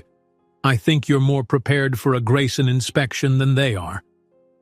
Oliver laughed it off, though anxiety gnawed at him inside. The tension only eased slightly when Carla told him she still hadn't received any specific date from the Grayson people. "Maybe we have a bit more time," she said with a shrug. Still, Oliver couldn't let his guard down. Every time a guest in a sharp suit appeared, he'd brace himself, only to breathe a sigh of relief when they asked ordinary tourist questions. In the midst of his internal turmoil, Sunday arrived. Finally, the day of the boat ride with Emma and Luca. Oliver woke early, a small thrill rippling through him. He dressed in casual jeans and a light sweater, took a quick breakfast in the staff lounge, then hurried outside to meet them by the river pier. The day was bright and crisp, the water glimmering under a gentle sun. When he saw Emma and Luca waiting at the dock, he felt a surge of calm joy. Emma wore a simple blouse and jeans, her hair loosely tied back. Luca clutched the stuffed turtle he'd won at the fair, showing no sign of letting it go. "Oliver!" the boy shouted, running up. "We're going on a boat!" Oliver laughed, reaching out to high-five him. "Morning, buddy. Ready for an adventure?" "Yeah." Luca hopped excitedly. Emma greeted Oliver with a shy smile. "Hope you don't mind the early start. Luca's been wide awake since 6, counting down the minutes." "I love early mornings," Oliver lied a little. He was typically not a morning person, but for this, he'd happily make an exception. They boarded a small tour boat that offered rides along a scenic stretch of river dotted with willow trees and gentle slopes. Emma paid for 3 tickets. Though Oliver tried to discreetly cover the cost, Emma insisted it was her treat. "You've already done enough," she said softly, referencing his attempts to support her at the hotel. The boat was only half full, mostly families with kids or couples seeking a tranquil weekend outing. They found a spot near the bow where Luca could lean over the railing under Emma's watchful eye. The guide explained the local history over a crackly speaker, pointing out various landmarks along the riverbank. Oliver marveled less at the scenery, though it was beautiful, and more at the delight in Emma's and Luca's eyes. Luca especially looked enchanted, pointing to every bird or random ripple in the water with exclamations of wonder. Emma, for her part, seemed more relaxed than Oliver had ever seen her, lulled by the soft breeze and the easy conversation they shared. Halfway through, as the boat gently glided past a cluster of tall reeds, Emma turned to Oliver. "I can't remember the last time I took a day just for fun," she confessed, her voice low enough that Luca, enthralled by the water, wouldn't overhear. "Thank you for encouraging this." Oliver felt a bloom of warmth in his chest. "I should be thanking you. I've never done something like this either, not without it being some big formal event." She eyed him curiously. "Your family?" She seemed to catch herself as though she realized she didn't know much about his background. "I mean, are they around?" "You don't talk about them much." He inhaled, heart thudding. The question he'd been dreading. He had to keep his story consistent. "We're not super close," he answered vaguely. It wasn't exactly untrue. He often felt distant from his parents, even though they were physically present in his life. "I kind of wanted to branch out on my own for a while, hence taking jobs like this." Emma accepted that explanation with a thoughtful nod. "That makes sense. Sometimes you have to step away to find yourself, right?" "Exactly." Relief swirled in Oliver's gut. At least she hadn't pressed further. Just then, Luca tugged on Emma's sleeve, pointing excitedly to a small turtle sunning itself on a rock near the reeds. "Mommy, look, it's a real one." He giggled, comparing it to the plush turtle in his arms. Emma and Oliver both leaned over, smiling at the tiny creature. Over the next half hour, they shared laughter at Luca's commentary and snapped a few pictures. Emma used her phone to capture a photo of Oliver and Luca side by side, both grinning ear to ear. Oliver insisted on taking one of Emma and Luca, and she obliged, though she teased him about her hair being windswept. As the boat returned to the pier, Oliver felt a pang of longing for it not to end. The morning had been almost magical in its simplicity. No one demanded to see him as an heir or grilled him about hotel expansions or trust funds. He was just Oliver, a man forging a genuine bond with a woman and her son. When they disembarked, Emma suggested they grab a quick lunch at a small riverside cafe. She had only a few hours before she needed to be home for laundry and errands, so they settled at an outdoor table under a striped umbrella. The conversation flowed easily. Luca talked about school, his favorite cartoons, and how he wanted a pet turtle someday. Emma listened with a gentle smile, occasionally trading glances with Oliver. "Oliver," Luca piped up mid-lunch, "can we come again with you next time we ride a boat?" Oliver couldn't help but laugh. "Sure thing, champ. Anytime your mom says it's okay." Emma's gaze flicked from Luca to Oliver, and something unspoken passed between them, a note of tenderness that suggested they'd slid into an almost familial dynamic, even though they had no formal ties. After finishing their sandwiches, Emma glanced at her watch. "We should go," she admitted, a trace of regret in her voice. "But this was wonderful. Thank you." They walked back along the river path, Luca skipping ahead. Oliver wanted to say so much, how he valued every moment with them, how it was more real than anything he'd experienced in lavish mansions. But a lump swelled in his throat, preventing him from finding the right words. They stopped near a bench where the path diverged. Emma would head left toward her neighborhood. Oliver would loop right toward the hotel. Luca, noticing they were about to part ways, gave Oliver an impromptu hug around the legs. "Thanks for the boat ride," he said, pressing his stuffed turtle between them. Oliver's heart turned over. He ruffled Luca's hair gently. "Any time, buddy." Emma offered Oliver a soft smile. "I'll see you at the hotel tomorrow night." She hesitated, then lightly touched his arm. "Really? Thank you." "Of course," he murmured, "and thank you for inviting me." They parted, and Oliver watched them recede down the sunny walkway, Luca swinging his plush turtle at his side. Only when they were out of sight did Oliver let out a long breath, as if he'd been holding it the entire time. Every second with Emma felt dangerously close to genuine love, love that was complicated by the secret of who he truly was. He wandered back to the hotel, uncertain how long he could sustain the facade. Yet a part of him whispered that maybe it wouldn't matter. Emma appreciated him for his kindness, his presence, his humor, not for money or status. If in the end he came clean with honesty, perhaps she would understand. But the fear lingered. Secrets had a way of crashing into the light, sometimes at the worst possible time. For now, though, Oliver let himself savor the memory of the morning boat ride, the wind on their faces, and the laughter that felt as real as the sunshine on the river. He headed inside, greeted by the familiar hum of the lobby. Tomorrow the daily grind would resume, but at least he carried a pocket full of hope, a hope that maybe love and trust could grow between two people from such different worlds, if only they were willing to meet each other halfway. Oliver spent the day after the boat ride in a distracted haze. He couldn't stop replaying images of Emma and Luca laughing in the morning light, the boy gleefully clutching his stuffed turtle as the boat skimmed the water.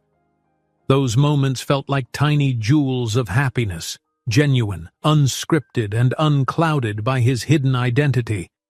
Yet even as he savored these new feelings, a shadow loomed, the impending visit from someone at Grayson Hotels. The potential for a surprise inspection left him uneasy, and he found himself constantly on alert. Each morning he'd anxiously scan the new arrivals. Each time a well-dressed stranger entered the lobby, Oliver fought a wave of panic. So far, no Grayson executive had appeared, but the uncertainty weighed on him.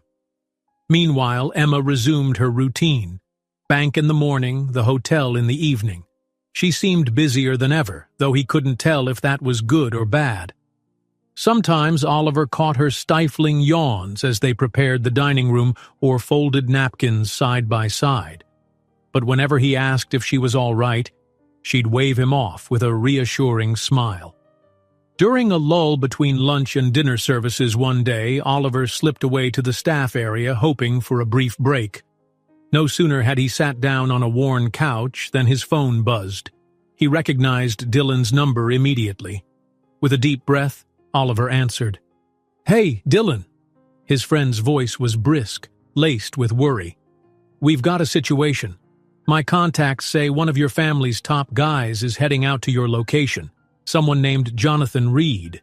He's known for doing thorough property inspections." Oliver squeezed his eyes shut. "When?" "In about 3 days, give or take," Dylan replied. He'll probably arrive unannounced so he can see the place in real conditions. Then he'll file a report back to your parents." Oliver swallowed hard, mind spinning. Jonathan Reed was one of his father's longtime associates, a meticulous figure who prided himself on upholding the highest standards. Oliver had crossed paths with him once or twice at lavish company events. There was no chance Reed wouldn't recognize him. And if Reed saw him working at the Riverside Hotel, "What do I do?" Oliver asked in a hushed voice. "If he spots me, it's over. He'll blow my cover in front of everyone." "You have options," Dylan said slowly. "You could leave now, duck out before he shows up. Or you could claim a family emergency and vanish for a few days. Or maybe you can come clean to your manager and convince her to keep your identity secret." Oliver flinched at each suggestion. None sounded appealing. Leaving abruptly would hurt Emma. He'd vanish without explanation. The thought made his gut twist. Telling Carla or the staff might also be disastrous. It could spark resentment or confusion, and as for simply brazening it out, that was a near impossibility if Reed walked through the door. "I need time to think," he finally said, pressing his free hand to his forehead. Dylan lowered his voice. "Just don't wait too long. 3 days could fly by. I'll try to glean more details, but you need to be prepared for Jonathan Reed to show up at any moment." They ended the call on that tense note. Oliver sat there, phone in hand, gazing around the staff break room. A once comforting space now felt suffocating, echoing with the knowledge that his ruse might collapse any day. Carla's voice rang out from the corridor, calling his name. He stood up, tucking the phone away, and forced himself to return to normal life, greeting guests, delivering coffee, managing check-ins. All the while, a clock ticked in his mind. 3 days, or maybe less. That evening, Emma arrived for her shift. She noticed Oliver's taut expression as he wiped down tables. "Are you sure you're all right?" she asked gently for what felt like the 100th time. He mustered a smile. "Just stress about this rumored Grayson inspection. Carla's said it could happen any time." Technically, that was true, though Emma had no idea just how personal that worry was. She relaxed a fraction. "Oh, right, that. Well, everyone's on edge. I overheard Carla reminding housekeeping to double-check every detail, from soap bars to pillow placement." Oliver nodded, thankful for a valid excuse to explain his tension. As they worked side by side, Emma confided that she was nearly caught up on her rent, thanks to extra shifts and a small deposit she'd managed to put aside. That piece of news buoyed Oliver's spirit, a glimmer of positivity in an otherwise troubling time. By the end of their shift, they walked toward the lobby together in the soft overhead lighting. Emma hesitated near the front desk, glancing at him with concern. "Listen," she began, "if you ever need an ear, or if you just want to vent about this big inspection, I'm around. We could grab a quick coffee sometime, outside of work." Her invitation made Oliver's heart skip. Even in her overworked state, she offered emotional support. He smiled, a wave of gratitude washing over him. "I'd love that. Let's see. Maybe tomorrow afternoon if you have a break." She glanced at her schedule on her phone. "I have a 2-hour gap between the bank and the hotel. We could meet at that little cafe across the street from the library." "Sounds perfect," Oliver agreed, feeling a small rush of anticipation. They parted ways, and Oliver trudged to his modest staff room, mind teeming with conflicting emotions. Dread about Jonathan Reed's arrival, excitement at Emma's invitation, and confusion about how to bridge the two worlds he was caught between. The following afternoon, Oliver found Emma waiting at a cozy local cafe, a small place with shelves of second-hand books and homemade pastries. She sat at a corner table by the window, sipping water and flipping through what looked like a magazine on finance tips. When she saw him, she brightened. "Hey, you made it." He slid into the chair opposite her. "I did. Busy day at the hotel, more prepping for the big inspection." "Tell me about it," she said, rolling her eyes lightly. Carla's got me wiping down every surface, including the ones guests never see. They ordered 2 coffees, a cappuccino for her, a simple black coffee for him, and sat in a hush that felt strangely comfortable. Sunlight filtered through the window, illuminating floating dust motes, and the gentle hum of the coffee machine formed a soothing backdrop. Emma leaned forward, resting her chin on one hand. "So, talk to me. What's your plan if these Grayson folks show up and decide something's wrong?" Oliver offered a half-smile, grateful she couldn't guess the real reason for his anxiety. "Carla's got 100 backup strategies," he said vaguely. "I guess we'll just do our best. Worst case, they might complain about minor things." "Yeah," she agreed, taking a careful sip of her cappuccino. "Well, it'll be fine, I'm sure." He studied her face, noticing the faint lines of tiredness near her eyes, though her gaze was warm. The thought of leaving abruptly, vanishing because Jonathan Reed would see him, stabbed at his heart.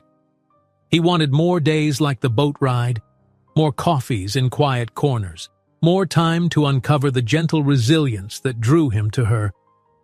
"You look tired," he observed softly. "Are you getting any breaks?" She laughed quietly, shrugging. "Sleep is overrated, right? Between Luca's school projects, the bank, and the hotel, it's a lot, but I'll manage."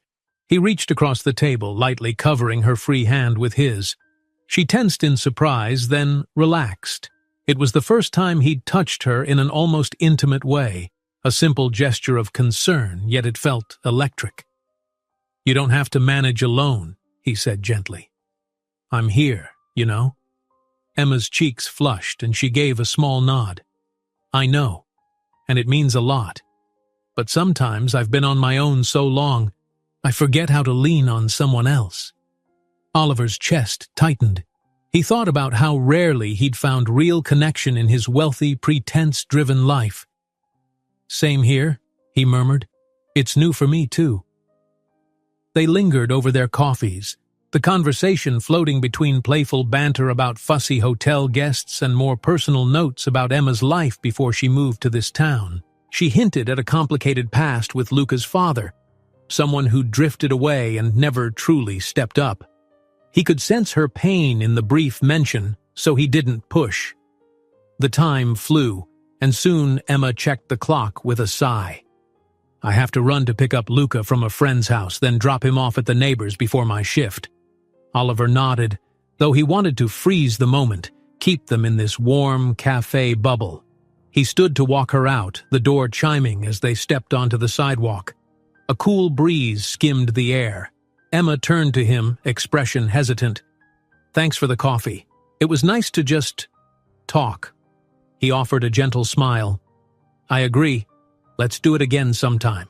No stress, no rush." She looked relieved, then impulsively leaned in to press a light kiss on his cheek. It was quick, almost uncertain, but it sent warmth coursing through Oliver's entire body. Before he could respond, Emma stepped back, her own cheeks pink. "See you tonight," she said, and with that, she hurried off.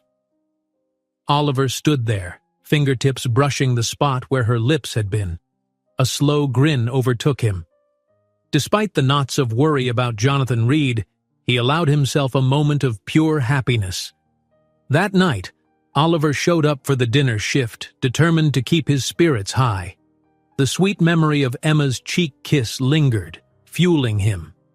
He greeted the first wave of diners with genuine warmth, took orders with a smile, and even cracked a few jokes with the cooks.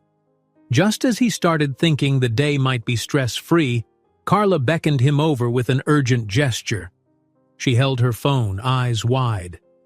"Oliver, just got an email from Grayson headquarters. That representative, Jonathan Reed, is scheduled to arrive tomorrow morning."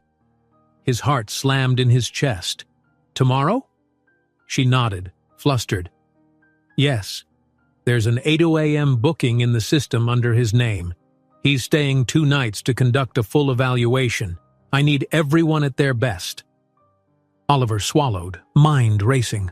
"Of course. I'll help however I can. He's probably just going to check cleanliness, staff courtesy, Stuff like that, right? Carla gave him a tight smile. Yes, precisely, but I'm still nervous. Oliver attempted reassurance. Don't worry, we've all worked hard. We'll be fine. He forced a confidence he didn't feel. As Carla left to rally housekeeping, Oliver gripped the edge of the reception counter. The moment he'd dreaded had arrived. Jonathan Reed was due in less than 24 hours. There'd be no way to hide in the shadows for 2 whole days. He'd be expected to perform tasks, serve guests. The chance of crossing paths with Reed was almost guaranteed. Emma, carrying a tray of drinks, paused beside him, noticing his pale face. Something wrong? She whispered. He mustered a shaky smile. The Grayson inspector is coming tomorrow, he said. We'll have to stay on our toes. She nodded sympathetically, setting the tray down. Hey, it's okay. We're ready. Everything's spotless and you're amazing with guests. Don't stress. Oliver managed a nod, but his mind roiled with possible escape plans. He couldn't just vanish. Emma would be confused, maybe hurt.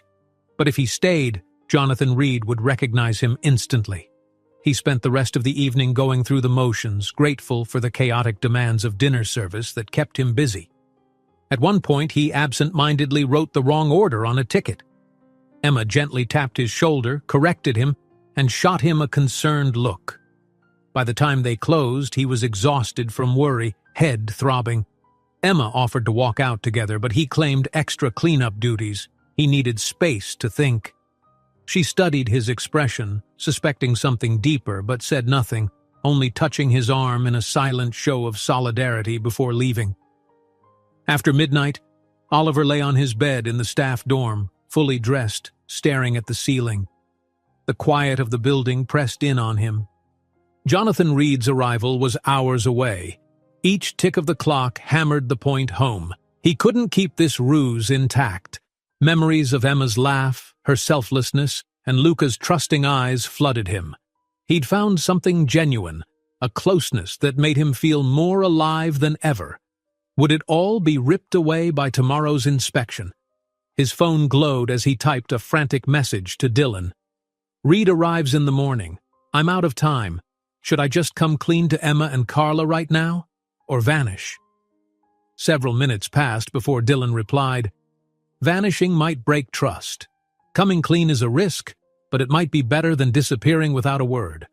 Or you can hide for 2 days, but that's not realistic. Decide soon. Oliver clenched his jaw. He didn't want to run away.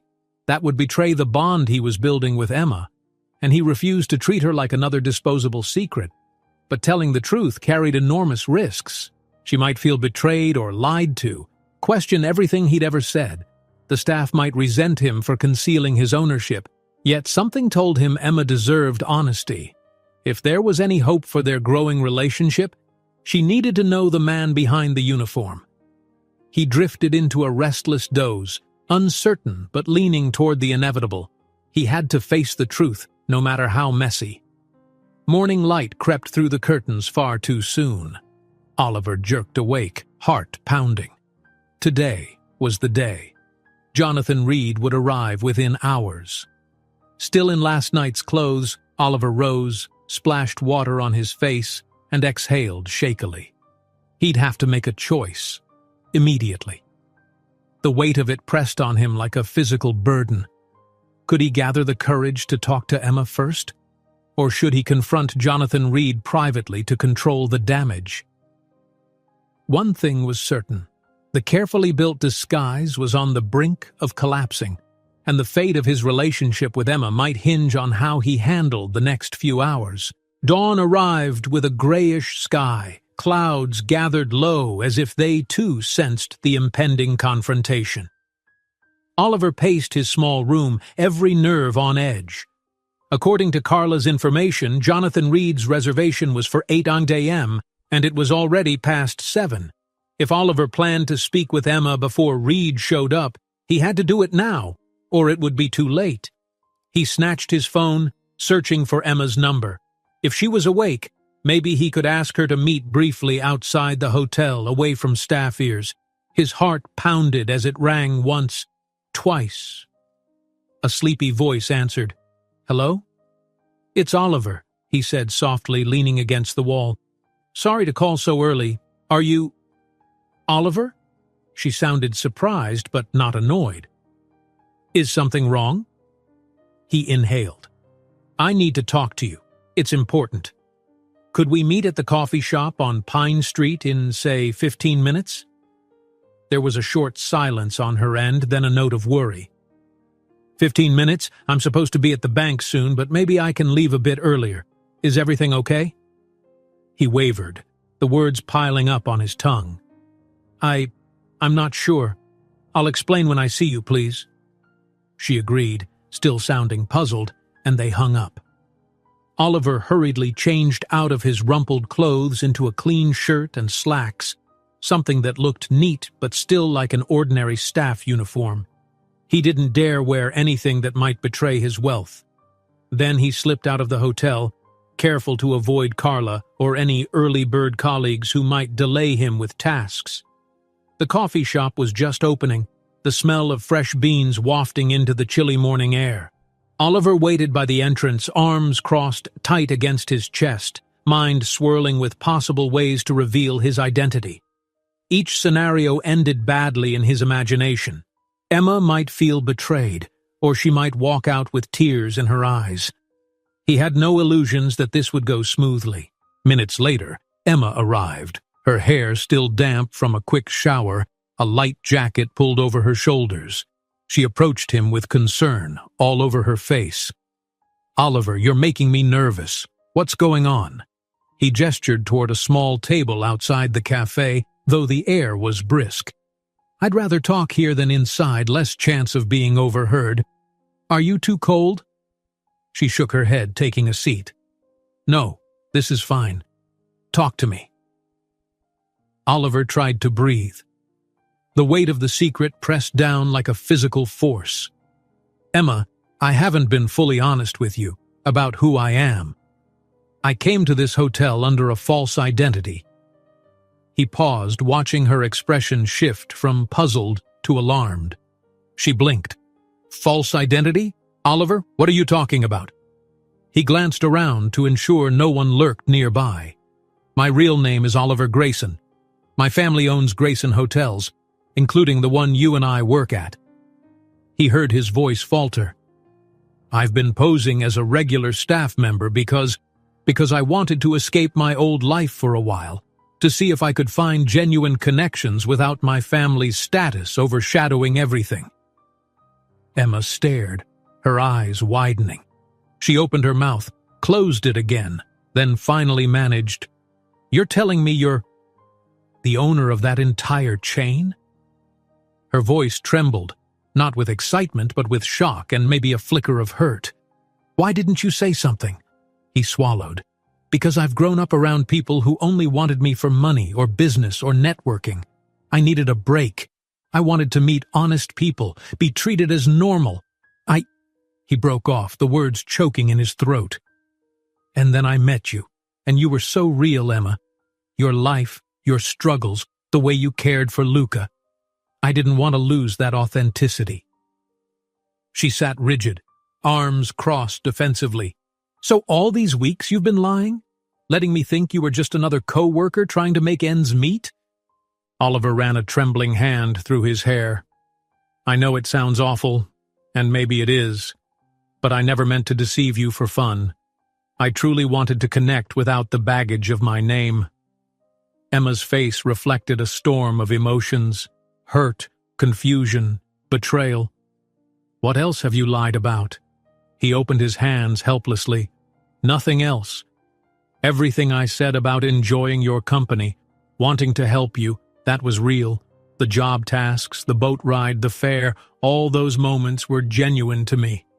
He forced himself to hold her gaze. "But Jonathan Reed, a top associate of my family, is coming to the hotel this morning. He'll recognize me. I was scared you'd find out in the worst possible way." She stood abruptly, taking a shaky step back from the table. "And you waited until now to tell me? Right when your cover's about to be blown?" He rose too, reaching out but not quite touching her. "I'm sorry. I was a coward. I kept putting it off because I wanted more time with you. Time where you wouldn't see me as the rich hotel heir, but just as Oliver. He hesitated. But yes, now Reed's on his way. If he sees me, everything's out in the open. I didn't want you blindsided. Emma looked away, tears threatening to form. I don't know how to process this. I confided in you, counted on your help, introduced you to Luca. She closed her eyes, releasing a trembling breath. I feel stupid. He gently shook his head. No, you're not stupid.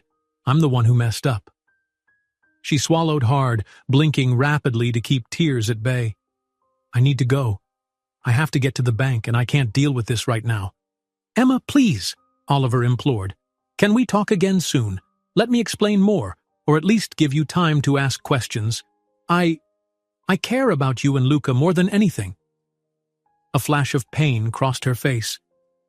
You should have thought about that before lying to me for weeks. Her voice cracked. I need space. Before he could respond, she turned and walked away, her steps brisk, arms folded as though hugging herself for comfort. Oliver watched her vanish around the corner, feeling hollow and helpless. He could almost taste the anguish in the air, the bitterness of betrayal, and he knew there was no quick fix for the damage done.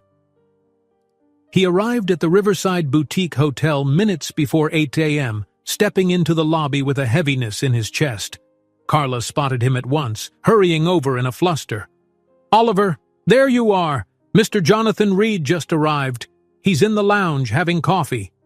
Oliver forced a calm facade. All right, I'll, see if he needs anything. Carla leaned in, whispering urgently. He has a reputation for being thorough. We have to make sure everything is perfect. Could you escort him around if he wants a tour? She gave him a desperate look.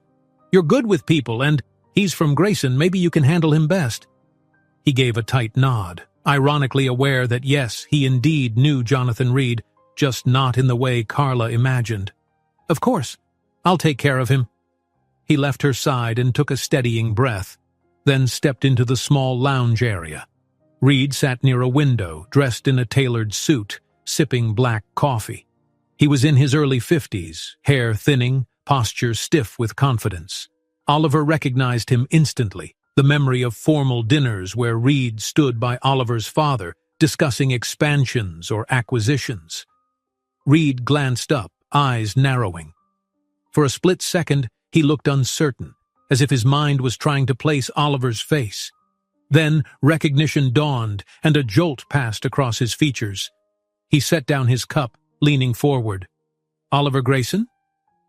Oliver placed a polite smile on his face, though his heart hammered. Hello, Mr. Reed. Good morning? Reed stood, scanning the surroundings. What are you doing here, dressed like staff? His voice was hushed but tense.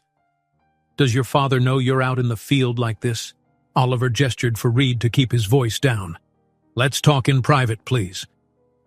Without waiting, he led Reed to a small vacant office in the back, a room Carla sometimes used for storage of marketing materials. Inside, he shut the door. Reed faced him with an incredulous stare. This is beyond unusual. Care to explain? Oliver's mouth felt dry. He tried to keep his voice steady. I've been working here under a different name. I needed to see how things operated without everyone fawning or panicking over who I am. That's highly irregular, Reed murmured. Not to mention deceptive. Your father never mentioned anything about you doing an undercover stint. Oliver shrugged, fighting the resentment that always brewed when people mentioned his father. He didn't know. It's my personal choice.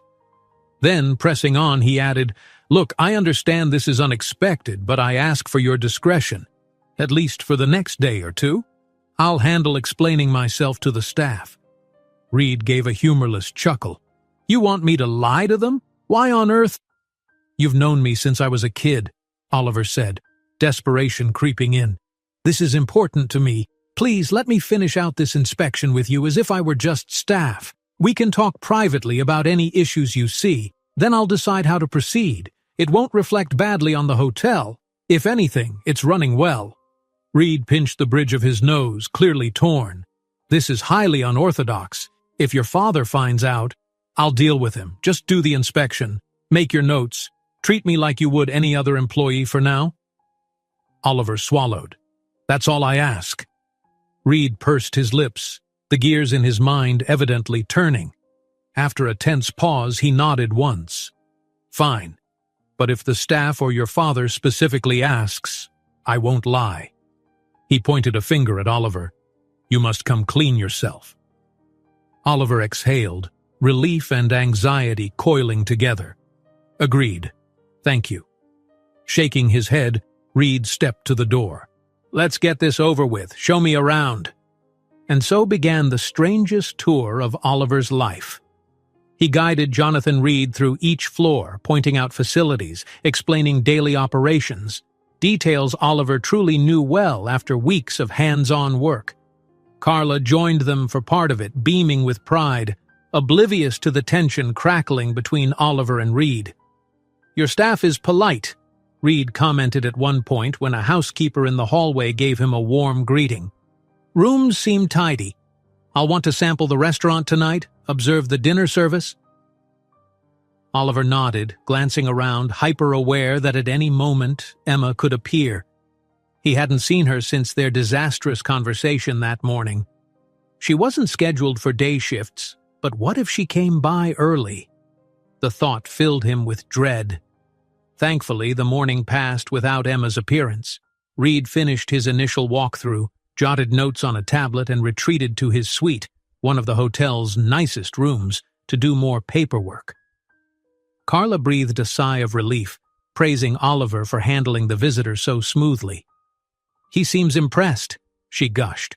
"Hopefully, we'll pass with flying colors." Oliver forced a smile. "I hope so." Inside, he felt like a tightly wound spring. One crisis might be temporarily averted. Reed had agreed to keep quiet, but Emma was still upset, and Oliver couldn't blame her. That afternoon, he slipped away to call Emma again, leaving a voicemail when she didn't pick up. "Hey, it's me. I know you're hurt. I'm sorry for ambushing you this morning. If you can, please come by the hotel or call me back. I'd like to talk more, to answer anything. I just need you to know how much you matter to me." He hung up, feeling hollow, and stared at the phone. No reply came. Evening approached, and Reed emerged from his room, ready to observe dinner service in the restaurant. Oliver, dread pooling in his stomach, changed into his waiting staff uniform. He prayed Emma wouldn't be on shift tonight, for both his sake and hers. But that prayer went unanswered. Just as the hostess station opened for dinner, Emma arrived in her apron, stepping into the dining room. Their eyes locked from across the space, Oliver nearly freezing in place. She looked away immediately, her face a picture of guarded resolve. Jonathan Reed, seated at a corner table, noticed the momentary tension. He gave Oliver a questioning glance that said, "Is this staff or something else?" Oliver tore his gaze from Emma, focusing on Reed's table. With a deep inhale, he approached. "Good evening, sir," he said, adopting the polite server tone. "May I start you off with a drink?" "Water's fine," Reed replied coolly. Then, more quietly, "Maintain your composure. I'm watching." Oliver nodded, throat tight, and dashed off to fetch water, grateful for the excuse to step away. His pulse thundered in his ears. Emma was flitting about, guiding customers to tables, but she moved like a ghost around him, offering no sign of acknowledgement. The ache in his chest worsened. He delivered water to Reed, took the man's dinner order, and tried to manage other tables. Every time Oliver caught sight of Emma, he sensed the air crackling with unresolved conflict. But they couldn't have it out here, in front of guests and colleagues, especially not with Reed analyzing every detail. Midway through dinner, Carla asked Emma to bring bread to Reed's table while Oliver served another group. Emma hesitated, but complied. Oliver, glimpsing out of the corner of his eye, saw Reed give her a polite nod, then a curious once-over. Emma placed the bread basket with professional care, never looking at Oliver, and hurried away. After an interminable hour, Reed finished his meal and quietly signaled Oliver. "I've seen enough for tonight," he said, paying the bill with a crisp note. "We can review my findings tomorrow morning." Oliver mustered a courteous response. "Thank you, sir. Have a good evening." Reed left, and the tension in Oliver's shoulders momentarily eased. But the real turmoil remained. Emma. As the restaurant emptied and closing time neared, Oliver finally summoned the courage to approach her. She was wiping a table, posture rigid. "Emma," he whispered, "can we please talk, even just a minute outside?" She set down the cloth and turned to him, eyes reflecting hurt and anger. "You want to talk now, while you're still pretending to be a server in your own hotel?" He grimaced. "I'm not pretending anymore, not with you. I told you the truth, Emma. Please, give me a chance to explain everything fully." She hesitated, glancing around the quiet dining room. Only a couple staff lingered, finishing cleanup. "Fine," she said, voice taut. "Meet me out back by the loading area in 10 minutes. Oliver exhaled relief. "Thank you." She walked off without another word. That small window of hope was all Oliver had. He completed his final tasks at breakneck speed, ignoring Carla's questions about why he seemed so jumpy. Then he slipped out the back door. Under the dim glow of a single lamp, stacks of empty crates loomed in the shadows. Emma was there, arms folded, wearing her own expression of turmoil. He approached cautiously, hands trembling with a need to make things right. "Thanks for agreeing to this," he began, voice hushed. "Emma, I never meant to use you or toy with your feelings. I came here to break away from a life that never felt real to me. I wanted to see if I could exist without my family name overshadowing me. Then I met you." She pressed her lips tight. "You told me 100 little things about your life, never once mentioning the biggest truth. Don't you see how that hurts?" He nodded, his gut twisting at her pained tone. "I do, and I'm sorry. It's not because I didn't trust you, The second I mention Grayson, people treat me differently. Even you might have, but now I realize I should have told you sooner, especially once we got close." Emma stared at the ground for a moment, tears glinting in her eyes. "You know, I told you about my landlord issues, my shifts, my son's struggles, and all along, you had the means to fix it in a snap. It makes me feel small and stupid, like I've been bearing my soul to someone who was only half present." Oliver's voice cracked. "I never saw you as small or stupid. I admired your strength, your integrity, everything.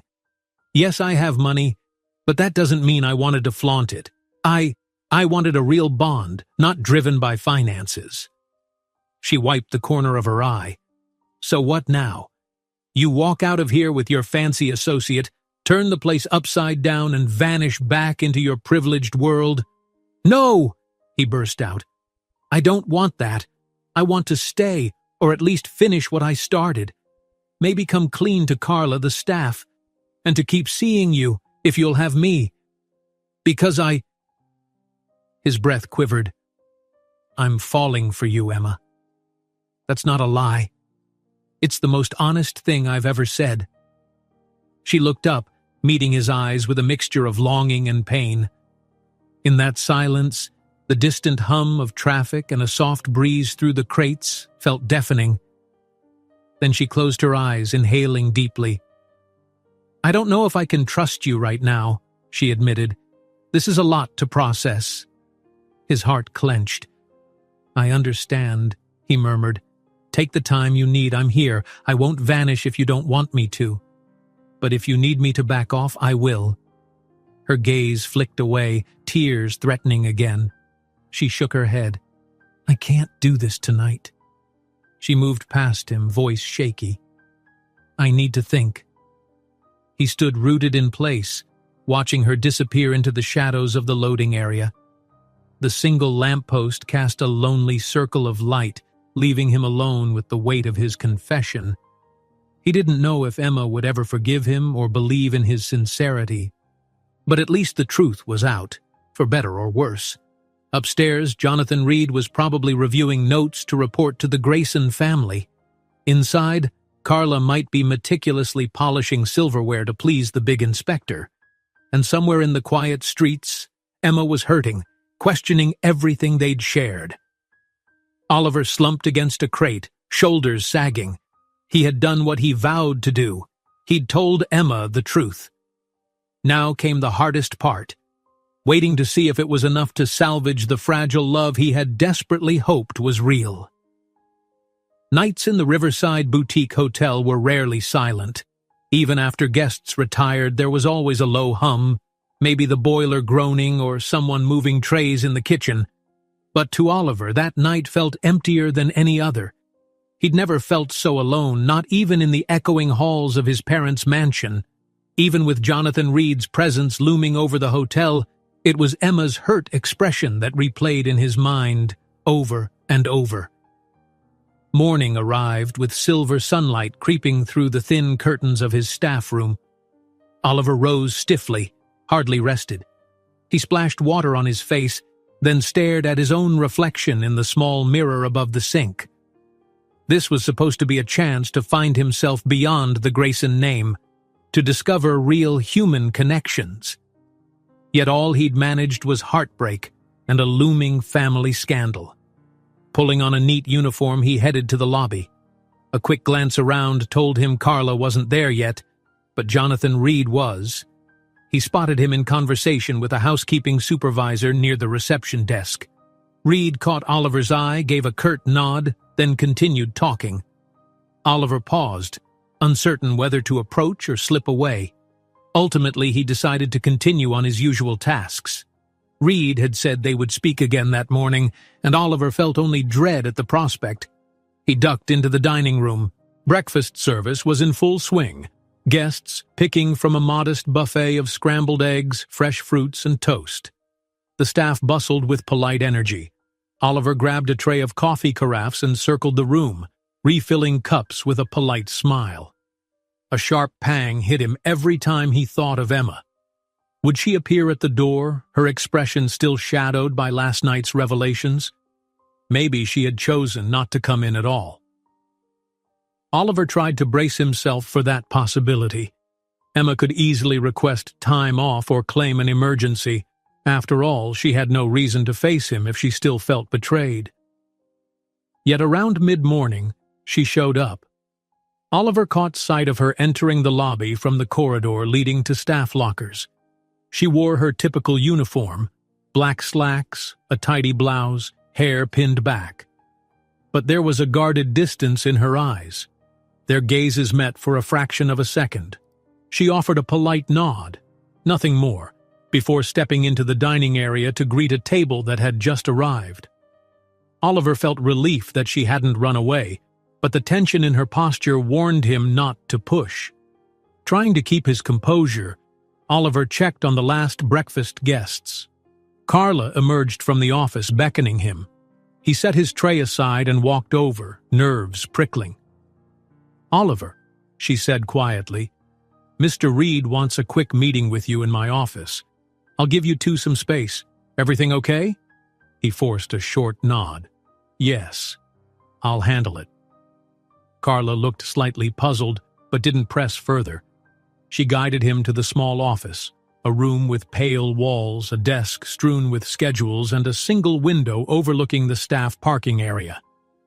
Jonathan Reed stood inside, scanning a couple of folders. He glanced up the moment Oliver entered, and Carla discreetly backed out, shutting the door behind her.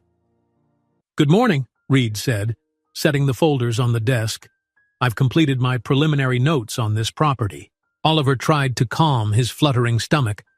"I see. How do we look?" Reed's brows furrowed. "Frankly, the hotel itself is in decent shape. The staff is polite. The premises mostly well-maintained. Some small improvements could be made, modernizing certain rooms, polishing marketing strategies. Overall, it's a solid operation." "That's good to hear," Oliver murmured. "However," Reed continued, his gaze piercing, I have to reconcile my findings with the fact that the owner's son, under a false name, is working incognito as a waiter. The question is how your father will react to this. And to be blunt, how the employees will react once they realize you're one of the owners."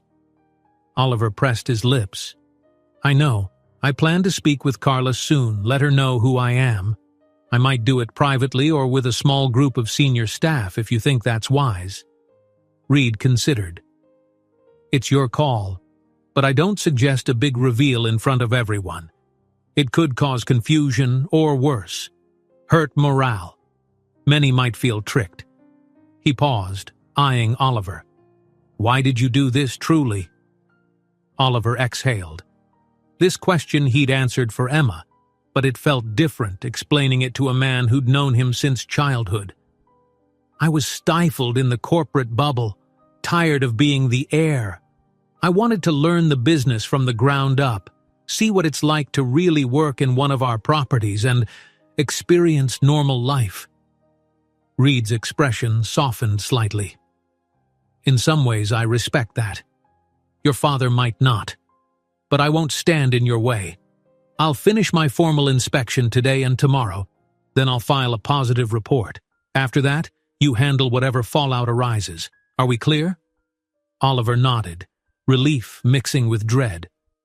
"Yes, thank you." Reed didn't smile, but Oliver sensed a hint of grudging admiration in his tone. "You've got a good head for operations, Oliver. Perhaps this will all blow over once your father sees the positive side. Just be careful with your staff's feelings. Deception can fracture trust." The words hit too close to home. Oliver dipped his head. "I understand." The meeting ended, and Reed left the office, presumably to continue his evaluations. Oliver sagged against the desk, heart racing. So far, the professional side of this fiasco was manageable, but the personal side? That was another story.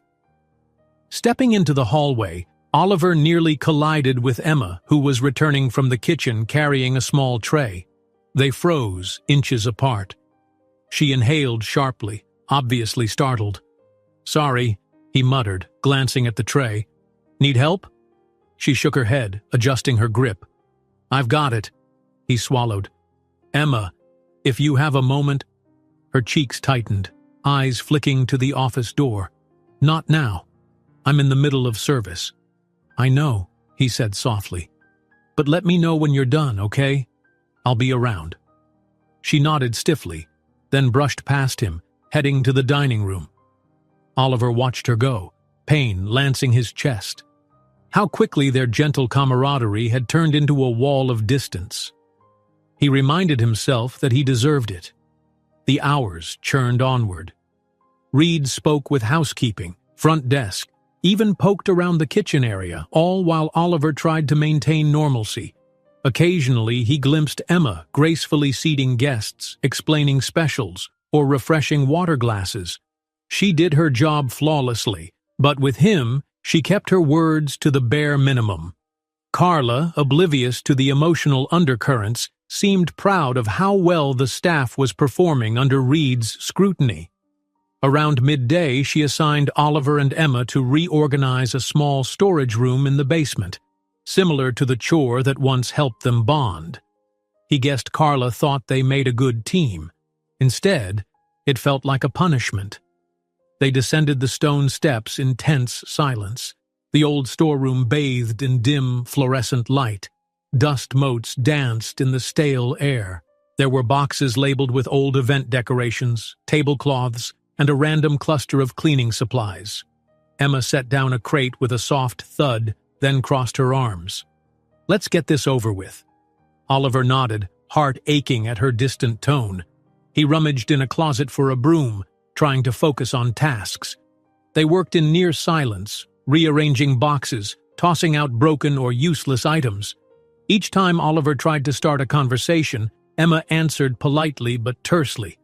At one point, he found a battered sign reading, "Welcome to Riverside Family Fun Day," with cartoon balloons painted on it, likely leftover from some event years ago.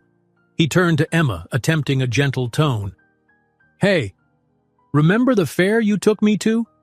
Luca winning that ring toss game? That was probably more fun than whatever event this sign came from. Emma's hands paused on a stack of linens, her expression flickering with nostalgia. But she quickly clamped down on the emotion. Yeah, I do remember. She cleared her throat.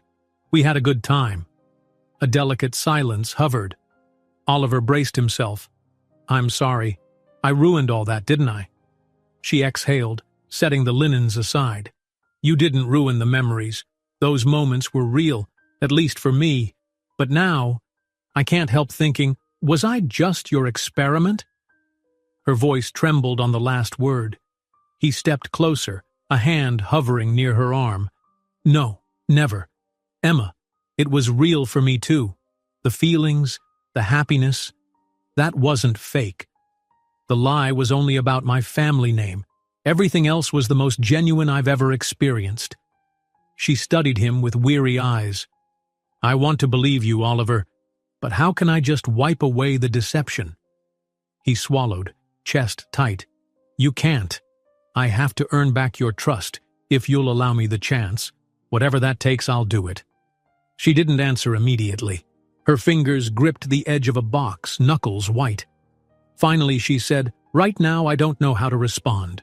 Part of me is furious and feels humiliated. Another part misses what we had. And Luca, he keeps asking when you'll come around again. She shut her eyes briefly, as though fending off tears. Oliver's throat constricted. I'm so sorry, he whispered. I never wanted to hurt either of you. Luca's a wonderful kid. You're an amazing mother. I admire that more than you can imagine. Emma drew in a ragged breath, blinking away moisture in her eyes. I need time, she repeated, her voice quieter now, less angry, more exhausted. I can't just pretend everything's fine, but I won't sabotage your work here either. We can be civil co-workers. He recognized it as the only olive branch she could offer at the moment. I understand, he murmured, stepping back to give her space. Thank you. They continued sorting items, the air still taut with unspoken tension, but no longer quite as icy. Oliver clung to the sliver of hope in her words. She wasn't shutting him out completely. She just needed time to heal from the shock. An hour later, Carla popped her head into the storeroom, praising their progress and updating them on the lunch shift status. Emma seized the chance to head upstairs, quickly excusing herself. Oliver watched her go, mind weighed down by regret and longing. Near the lobby, Jonathan Reed had stationed himself at a small writing desk, flipping through more documents. Oliver approached, clearing his throat. Mr. Reed, do you need anything else from me? Reed glanced up. Not for the moment. I've concluded most of my formal notes. Tomorrow, I'll finalize everything. Then I'll be on my way. Oliver nodded. I appreciate that. He hesitated, then added, when you speak to my father, please, keep it factual about the hotel. I'll handle the personal side. Reed pursed his lips. Your father won't like being kept in the dark, but that's between you and him. I'll just deliver my professional assessment. The rest is your business. A faint wave of gratitude rolled through Oliver. Thank you. Reed stood, gathering his papers. For what it's worth, the staff thinks highly of you. I've heard a few mention how you pitch in wherever you can. That might help soften the blow when they learn who you really are. Oliver managed a thin smile. I hope so. But inside, he knew it wasn't the staff's reaction he feared most. It was Emma's. By late afternoon, the hotel slowed to its usual lull before dinner. Carla asked Oliver to check some inventory records in the back office. He used the solitude to phone Dylan again, stepping into a small corridor for privacy. Any news from your end? Oliver asked, voice hushed. Dylan sighed. Your father's not suspicious yet, but if Reed sends a formal report referencing you, that could change.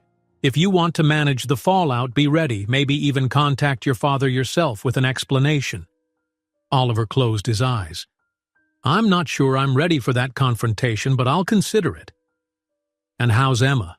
Dylan ventured gently. You tell her? Oliver swallowed. Yes, She's hurt. We're in a rough spot. I just hope she doesn't hate me forever." Silence hummed on the line. Finally, Dylan said, "I wish I had better advice. This was always a risk. But maybe honesty going forward will help heal things." "Yeah," Oliver mumbled. "Thanks." He ended the call, feeling the crushing weight of all these revelations. He spent the next few hours helping set up for dinner.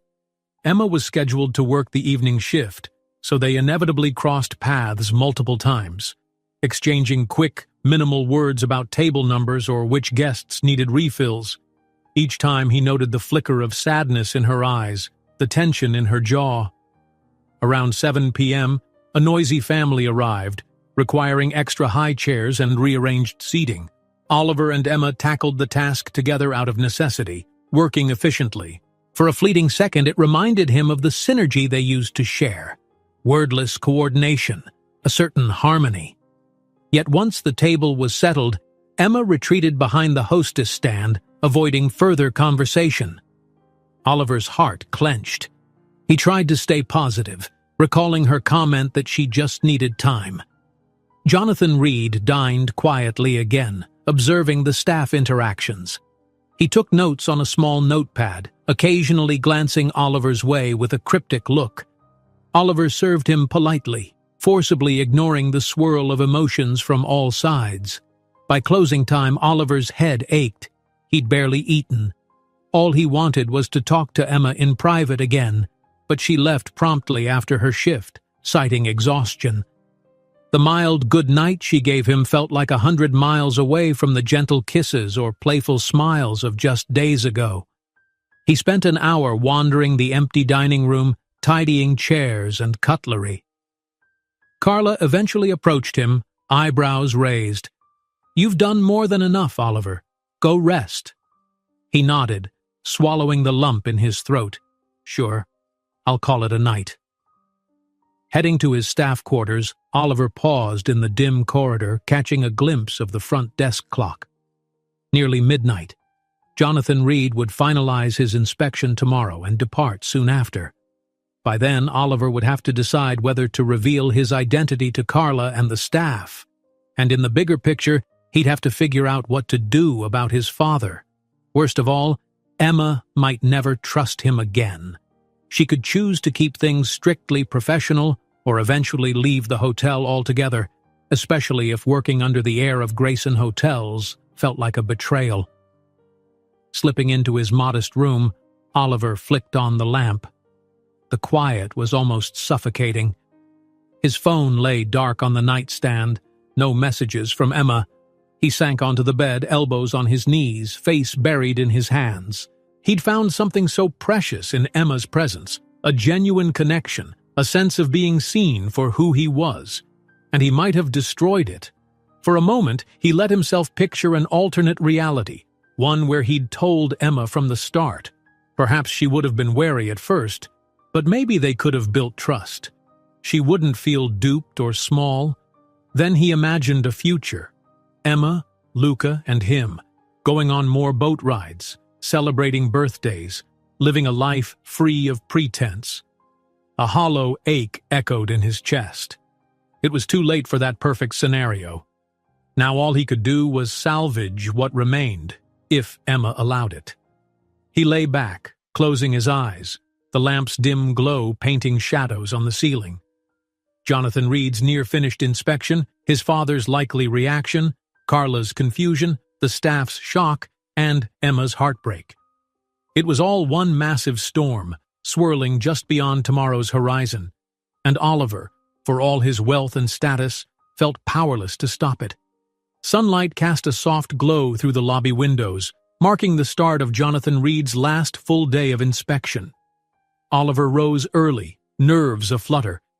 He couldn't tell whether the ache in his gut came more from Reed's presence or from Emma's palpable distance. Probably both. He forced himself into his staff uniform and headed downstairs. At the front desk, Carla was updating reservation logs. She greeted him with a cheery, "Morning," but then paused, noticing his tense posture. "You okay, Oliver? You seem preoccupied lately." He managed a wan smile. "Just a lot on my mind. How's Mr. Reed today?" Carla shrugged, flipping a page in her binder. "He left early, said he's checking something in town related to the hotel's marketing. He'll be back soon, though. Wants to wrap up by tomorrow afternoon." Oliver nodded, relieved Reed wasn't here, at least for the moment. "Got it. Let me know if there's anything specific I should do to help." Carla tilted her head. "Actually, I could use some help in the dining room. The morning rush was busier than usual, and we're short-staffed." Her gaze flicked toward the hallway. "Emma's down there, but she's juggling a lot." Oliver swallowed the knot in his throat at the mention of Emma. "Sure, I'm on it." He walked toward the dining area, bracing himself. It was breakfast time, so Emma likely wore the discreet half-smile she reserved for guests in the morning. He found her near the kitchen door, quickly wiping down a tray. She glanced up as he approached, expression guarded. "Carla said you needed help?" he offered, tone gentle. She nodded. "We're backed up. Table 5 needs refills, Table 7 wants extra cutlery, and I'm supposed to seat a new group in a minute." Her voice was brisk, businesslike. "Thanks for coming." He grabbed a pitcher of coffee and headed to Table 5, conscious of Emma's eyes on him, or more likely, consciously avoiding him. The dining room bustled. Families with children, a couple of business types scrolling through phones, and 2 retired couples chatting over pastries. Oliver forced a friendly smile, topping off mugs and offering quick conversation. Despite Emma's frosty demeanor, they managed the surge fairly smoothly. He caught her eye a few times, and she would meet his gaze for a split second before looking away. He couldn't blame her. Yet each moment of closeness, handing over sugar packets at the same time, brushing past in a narrow aisle, made his heart twist. Their unspoken tension felt heavier than a room full of guests. Half an hour later, the dining room cleared out. Emma placed her tray on the service station with a tired sigh. Oliver approached, clearing his throat. "Thanks for letting me help. Hopefully that eased your load." She nodded, not meeting his eyes. "It did. I'll take a short break now before lunch prep starts." He hesitated, then ventured, "Could we talk, maybe for a minute?" She frowned slightly but relented. "Okay, let's step outside." They moved to a small side patio where staff sometimes took breaks, a modest area with a bench and a couple of potted plants. The morning sun was mild. Emma crossed her arms, leaning against the low wall. "What is it, Oliver?" He searched her face, struggling to form the right words. I want to know how you're feeling. If there's anything I can do to make this less painful." She let out a slow breath. "I'm torn. Part of me understands why you hid your identity. You were tired of people seeing you as a big wallet. But another part feels like I was left in the dark even when we were growing so close." He nodded, guilt throbbing. "That's understandable. I wish I'd told you sooner." A pause. "I need to decide how to handle this with the rest of the staff, Carla especially. And Jonathan Reed is almost done, which means this secret won't stay quiet long. I don't want you to be blindsided again." Emma's gaze flicked to the door, ensuring no one overheard. "So you plan to reveal yourself as the owner's son? How will Carla react?" A wry smile tugged at his lips. "I imagine she'll be shocked, maybe furious. But once I explain my motives, I hope she'll forgive me. I've tried to do good work here, show genuine respect for everyone. It's not like I treated them poorly." Emma's posture softened a little. "You've been helpful, I can't deny that. But some might still feel deceived." He swallowed. "I know, and I'll face that. The bigger question is, after everything, could we ever—" His voice faltered. "I don't want to pressure you, but I don't want to lose what we had." Emma's eyes flicked with uncertainty, hurt. She gripped her arms tighter. "Right now, Oliver, I honestly don't know. My trust was shaken. I need more time to see if you're the same person I thought you were. Beyond the money and the name." She let out a shaky exhale. "And there's Luca to consider. He likes you. It's not fair to him if we're in some tangled mess." "I understand," Oliver said softly. "Take all the time you need. I'll wait." He forced a small smile. "Meanwhile, we'll survive Jonathan Reed's final inspection." Emma gave a half-hearted nod. "We will." Then, as if recalling another puzzle piece, she added, "What about your father? You said he doesn't know you're here. That's complicated." Oliver grimaced. "Yeah, I'm certain he'll be upset. But I'm prepared to stand my ground." A beat of silence.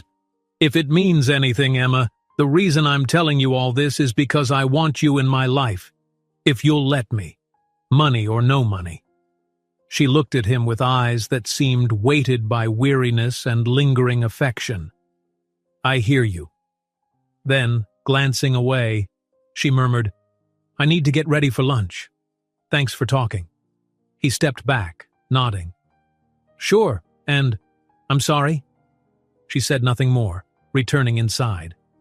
Oliver lingered a moment in the patio's quiet, heart pounding with mingled relief and sadness. At least they'd spoken without anger, but her guarded composure told him nothing was resolved. By midday, Jonathan Reed reappeared, wearing a crisp suit and carrying a slim tablet. Carla bustled around him, pointing out small updates, fresh flowers in the lobby, polished railings on the stairs. Reed gave courteous nods, making no mention of Oliver's identity in front of her. Oliver stayed out of the spotlight, assisting guests from behind the scenes. Each time he crossed Reed's path, the man shot him a silent, understanding look, as if to say, "I'm almost done here. Be ready for what comes next." Around mid-afternoon, Carla assembled a few staff members, Oliver included, in the lounge area to thank them for coping with the inspection. Emma stood at the edge of the group, arms folded, face neutral. Carla beamed. "It looks like Mr. Reed is quite pleased with our work. We'll keep it up through tomorrow. After that, hopefully we'll get a positive review and can relax a bit." A polite cheer rose among the staff. Oliver clapped along, catching Emma's eye from across the small crowd. She gave a faint, polite smile, then turned away. He felt a hollow pang. With the gathering dispersed, Oliver followed Carla to her office, mustering courage. "Carla, can we talk privately for a minute?" She looked at him curiously. "Sure, Oliver." They stepped inside, closing the door. "Something on your mind?" He inhaled slowly, preparing to drop the bombshell. "This might sound strange, but I haven't been entirely honest about who I am." Her brow furrowed. "Okay, what do you mean?" He glanced at the walls, decorations that read, "Welcome to Riverside Boutique Hotel," pictures of staff outings, including a group shot where Oliver stood beside Emma, both smiling. "I'm Oliver Grayson. My family owns Grayson Hotels, including this one. I came here under a different name to learn the business without bias." Carla's eyes went wide, confusion turning to shock. "Grayson? Wait, like the Graysons who own this entire chain?" Her voice trembled slightly. "You're one of them?" He gave a small, regretful nod. "Yes, I'm sorry for the deception. I didn't do it to trick you or the staff, but to genuinely learn the ropes. I've discovered so much and grown to respect everyone here, you especially for running such a welcoming environment." Carla stood stunned, arms dropping to her sides. This is a lot to take in." She gazed at him, searching for an explanation. "And you've been working among us, folding sheets, waiting tables. For what? Fun? Research?" "Not exactly fun," Oliver murmured. "I was weary of always being seen as the heir. I wanted to prove, to myself really, that I could do real work, connect with people. I see now it was risky and maybe unfair to you all." Carla pressed a hand to her forehead. "My goodness. I mean, you've done a great job, you know? Everyone likes you, but I feel a bit betrayed."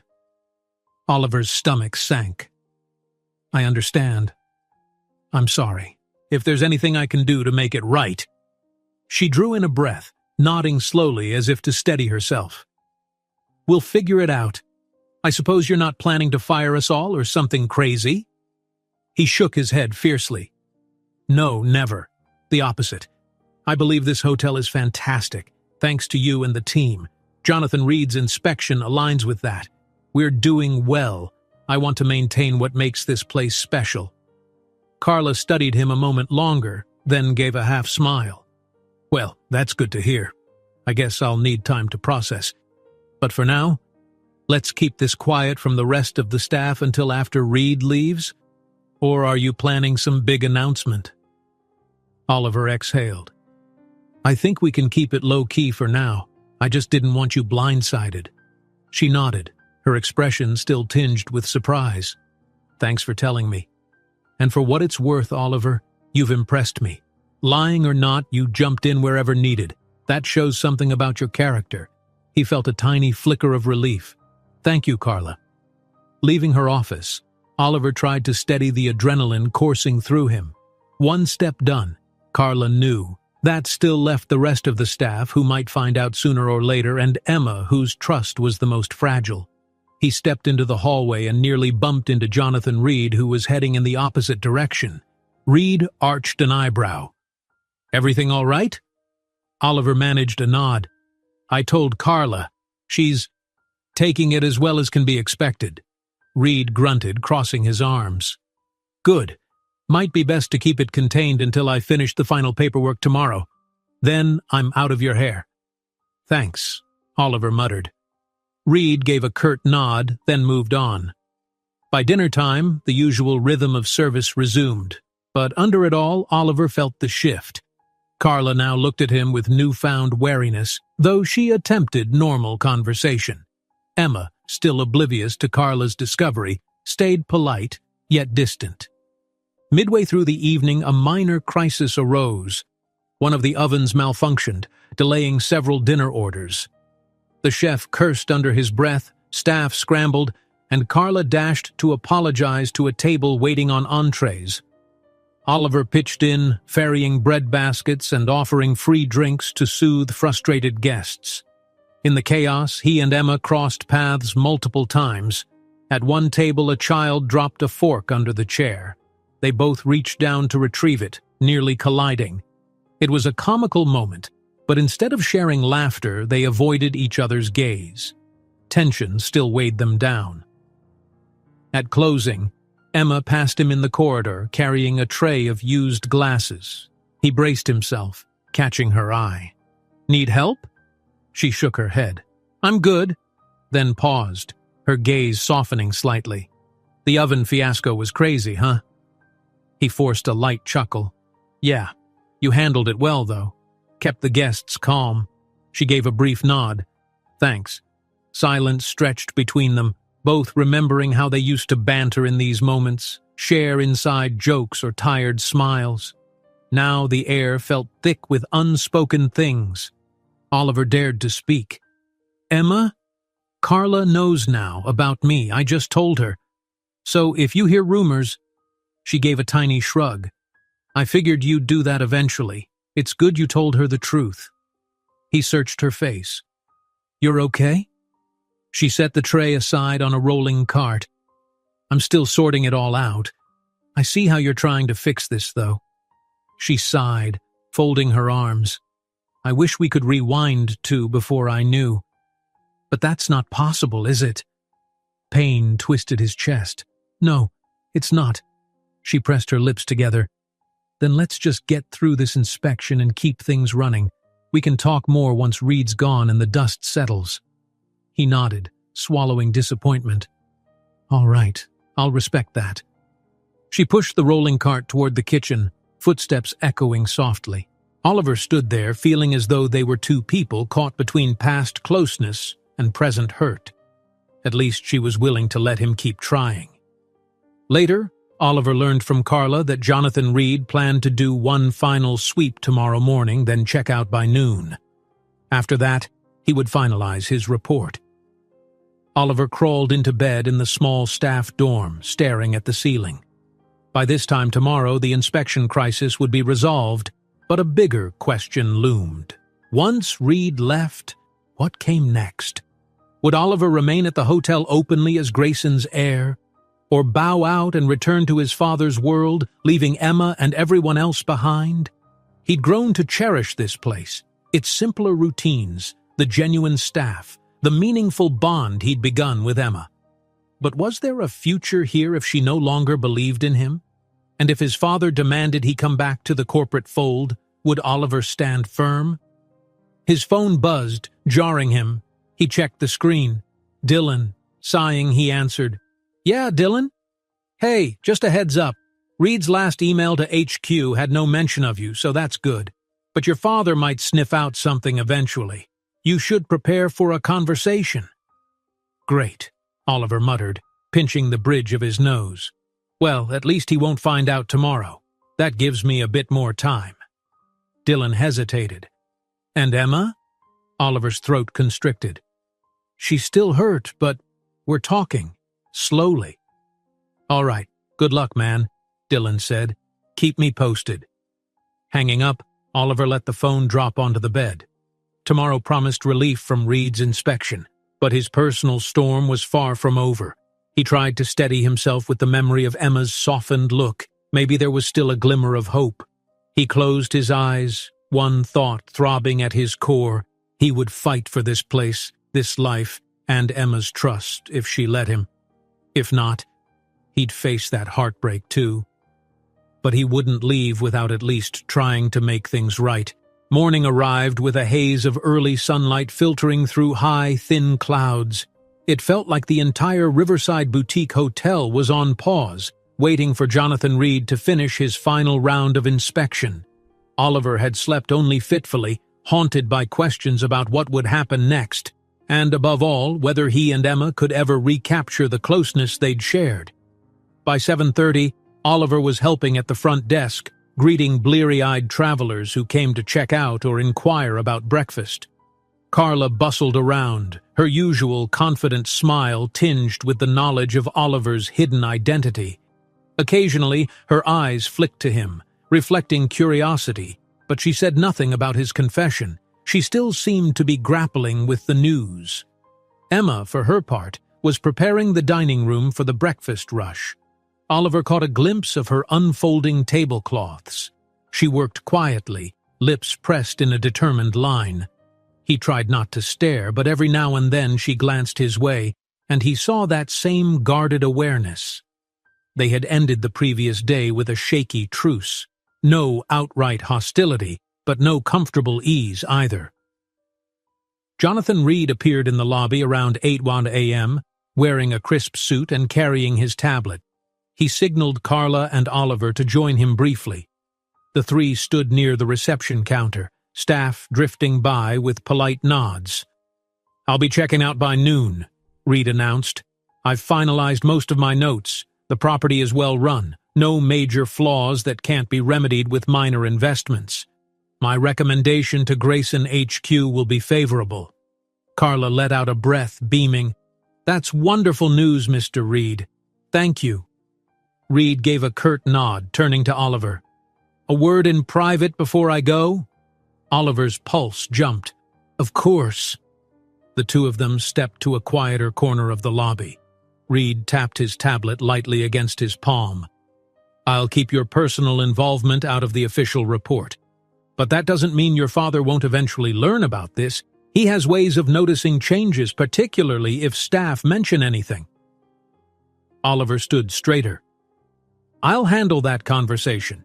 Thank you for allowing me time." A faint flicker of understanding crossed Reed's face. "I admit it's still a strange situation, Oliver, but in some way, I respect that you rolled up your sleeves. This hotel benefits from an heir who actually bothered to see the ground-level work." Oliver felt a wave of relief and nodded. "I appreciate your discretion." Reed checked his watch. "I'll finalize a last walkthrough, then I'm gone." He hesitated, lowering his voice. "If you remain here openly, there may be questions.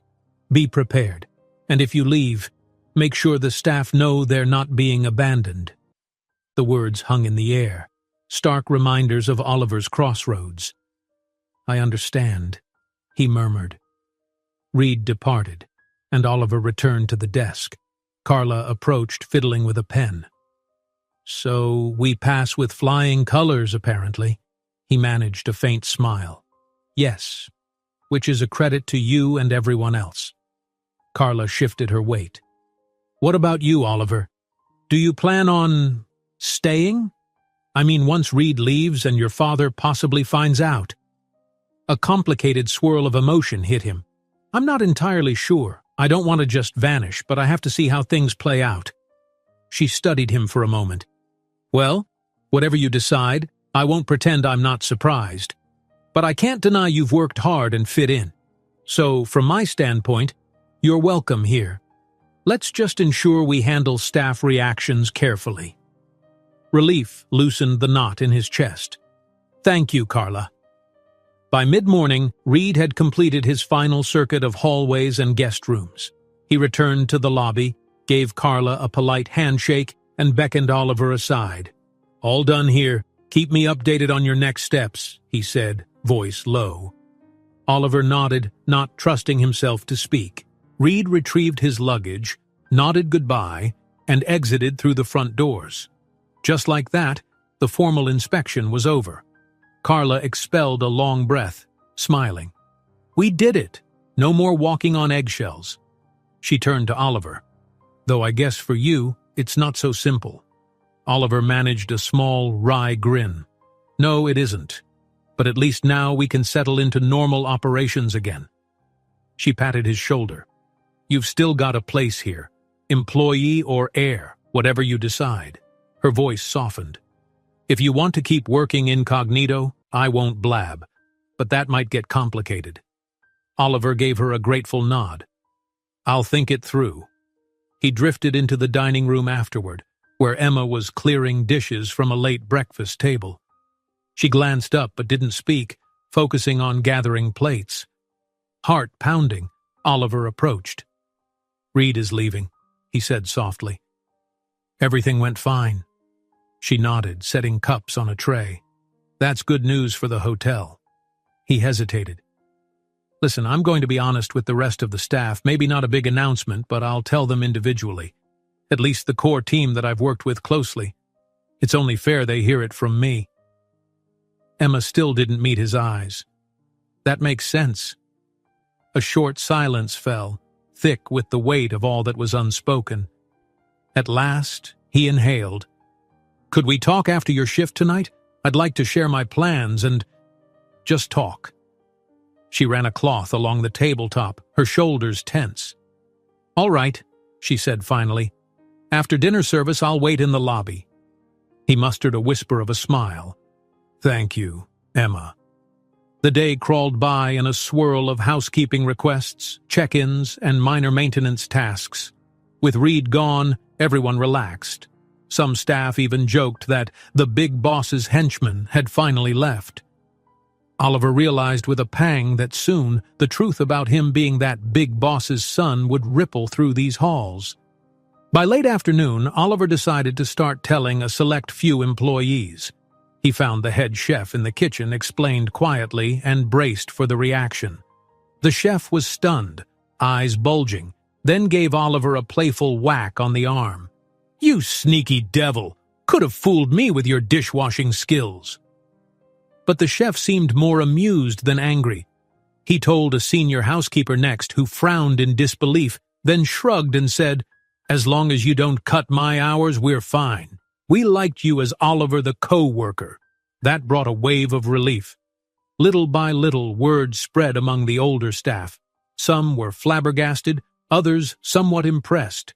Only one or two felt truly upset, grumbling that they'd been tricked. But after Oliver apologized and assured them he was here to help, they gradually softened. He realized how lucky he was that his attitude these past weeks had earned him goodwill. Carla assisted discreetly, pulling aside a few staff members to explain. By dinner time, the majority of the core team knew. Some gave Oliver teasing grins, others shook their heads in amazement. But no one seemed hostile. Emma, however, remained subdued. focusing on her tasks. The dinner rush was moderate, letting Oliver and Emma move smoothly between tables. The tension between them still simmered, though. Guests chatted obliviously, not realizing the personal drama happening behind the warm smiles of their servers.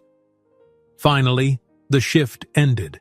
After the last table left, Carla closed out the register, and staff trickled away.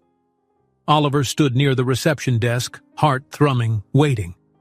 Emma was in the back, placing her apron in a laundry bin, running fingers through her hair as though steeling herself. She emerged in her regular clothes, a simple sweater and jeans, then approached him with a guarded expression. "Okay," she said quietly. "I'm ready to talk." Carla, noticing the exchange, gave Oliver an encouraging nod before discreetly retreating to her office. The lobby was quiet, only the faint hum of lights overhead. Oliver gestured toward a small seating area where plush chairs were arranged around a low table. They sat facing each other. Oliver's pulse hammered. "Thank you for giving me this time. I know it's been complicated." Emma folded her hands in her lap. "Yes, so how do you see this going now that the inspection is done? Are you staying? Going back to your father's world?" He inhaled deeply. "That's what I wanted to figure out. I'd like to stay here, at least for a while. I've come to value the work, the people, and you." He swallowed. "But I also have to face my father eventually." She nodded, eyes downcast. "And what if he demands you leave?" Oliver clenched his jaw. "I'm prepared to stand up to him. He can't force me out. I'm an adult, capable of making my own decisions. Yes, there might be financial consequences, maybe tension in the family, but I'd rather be somewhere meaningful than comfortable in a lie." Emma raised her gaze. "Meaningful," she repeated softly. "And you truly find that here?" His voice cracked. "Yes. I've never felt so genuine. The friendships I've formed, the everyday challenges. It feels real." He shifted, steeling himself. "But none of it matters to me without you and Luca. You're the reason I realized how much I was missing. He paused, searching for the right phrase. "I love you, Emma. I think I have for a while now." Her eyes shone with tears, but her expression remained guarded. "You lied about your identity, but you say this is true. It's hard to reconcile those two things." Oliver leaned forward, every nerve raw. "I know, and I'd understand if you can't forgive me. But please believe that my feelings are not a lie. I never once faked that. Every moment with you was the highlight of my day." A tear escaped the corner of her eye. She brushed it away. "I wish you'd told me from the start, or at least earlier.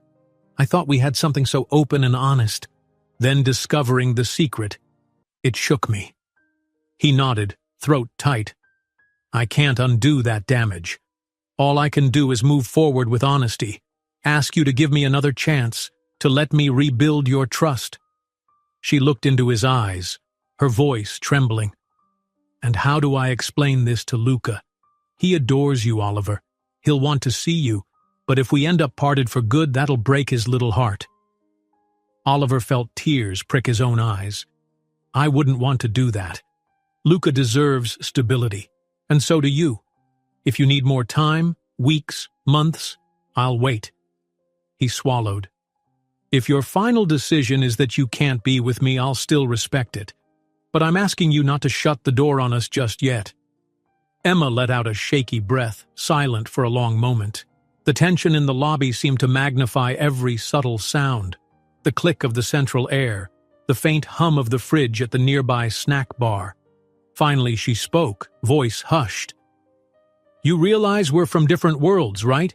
Even if we move past the lie, there's the class difference.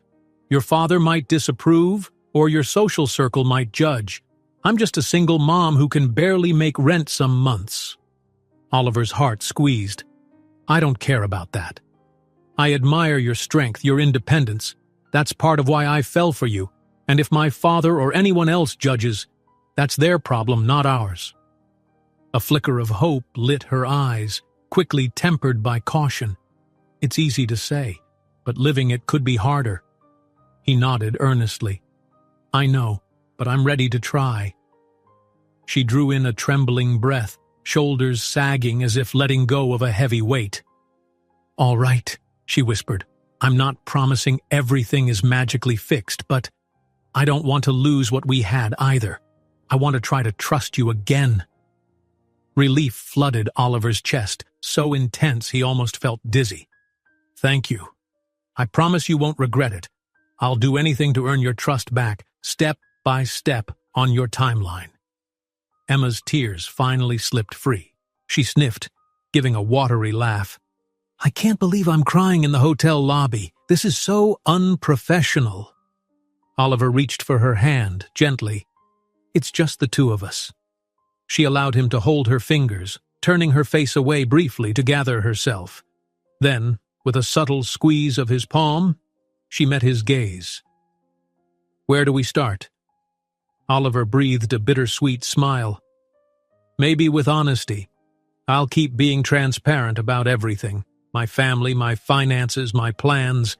I'll show you exactly who I am, and we'll figure out what a future looks like together." Emma nodded slowly. "That's all I ask." In that hush, they both rose from the chairs. Oliver felt a pull in his chest, wanting to embrace her, to solidify this fragile reconciliation, but he also sensed it might be too soon.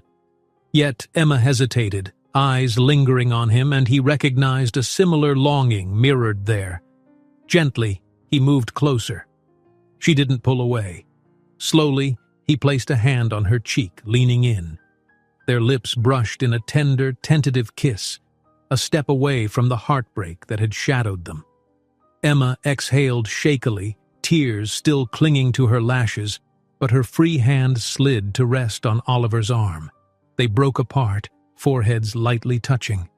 "Thank you," he whispered, overwhelmed by relief and affection. "I'll never lie to you again." She closed her eyes, nodding. "I'll hold you to that." A soft cough echoed from the hallway. They turned, spotting Carla peeking around the corner with an apologetic grin. "Didn't mean to interrupt. Everything okay here?" Oliver and Emma exchanged a glance. Emma managed a small, genuine smile. "We're working on it, Carla." Carla's own smile widened. "Glad to hear it." With a knowing nod, she disappeared, leaving them alone again. Hand in hand, Oliver and Emma walked out of the seating area. The hotel lights glowed warmly, a reflection of the sense of relief settling over Oliver's heart. He still owed answers to his father, and the staff might need time to adapt to the fact that Oliver the waiter was also Oliver the heir. But for now, in this quiet moment, one thing was certain. Emma was willing to try, to see if they could build a life together, money or no money. Outside, the dusk had turned the sky into a tapestry of purples and reds. They paused by the doors, breathing in the evening air. Oliver brushed a thumb over Emma's hand, and she squeezed his fingers in reply. The day felt like the end of one chapter and the beginning of another, where truth, though painful, offered the hope of a more authentic bond. Tomorrow would bring new challenges. But tonight, they had each other, a second chance. And Oliver Grayson, who once ran from his name and responsibilities, stood ready to face them, bolstered by a woman whose love he'd do anything to honor. The Riverside Boutique Hotel, with all its everyday warmth and struggles, had given him the gift of genuine connection. He would guard that gift fiercely, starting now with Emma by his side. If you enjoyed this story, don't miss the next one. Just click on the screen.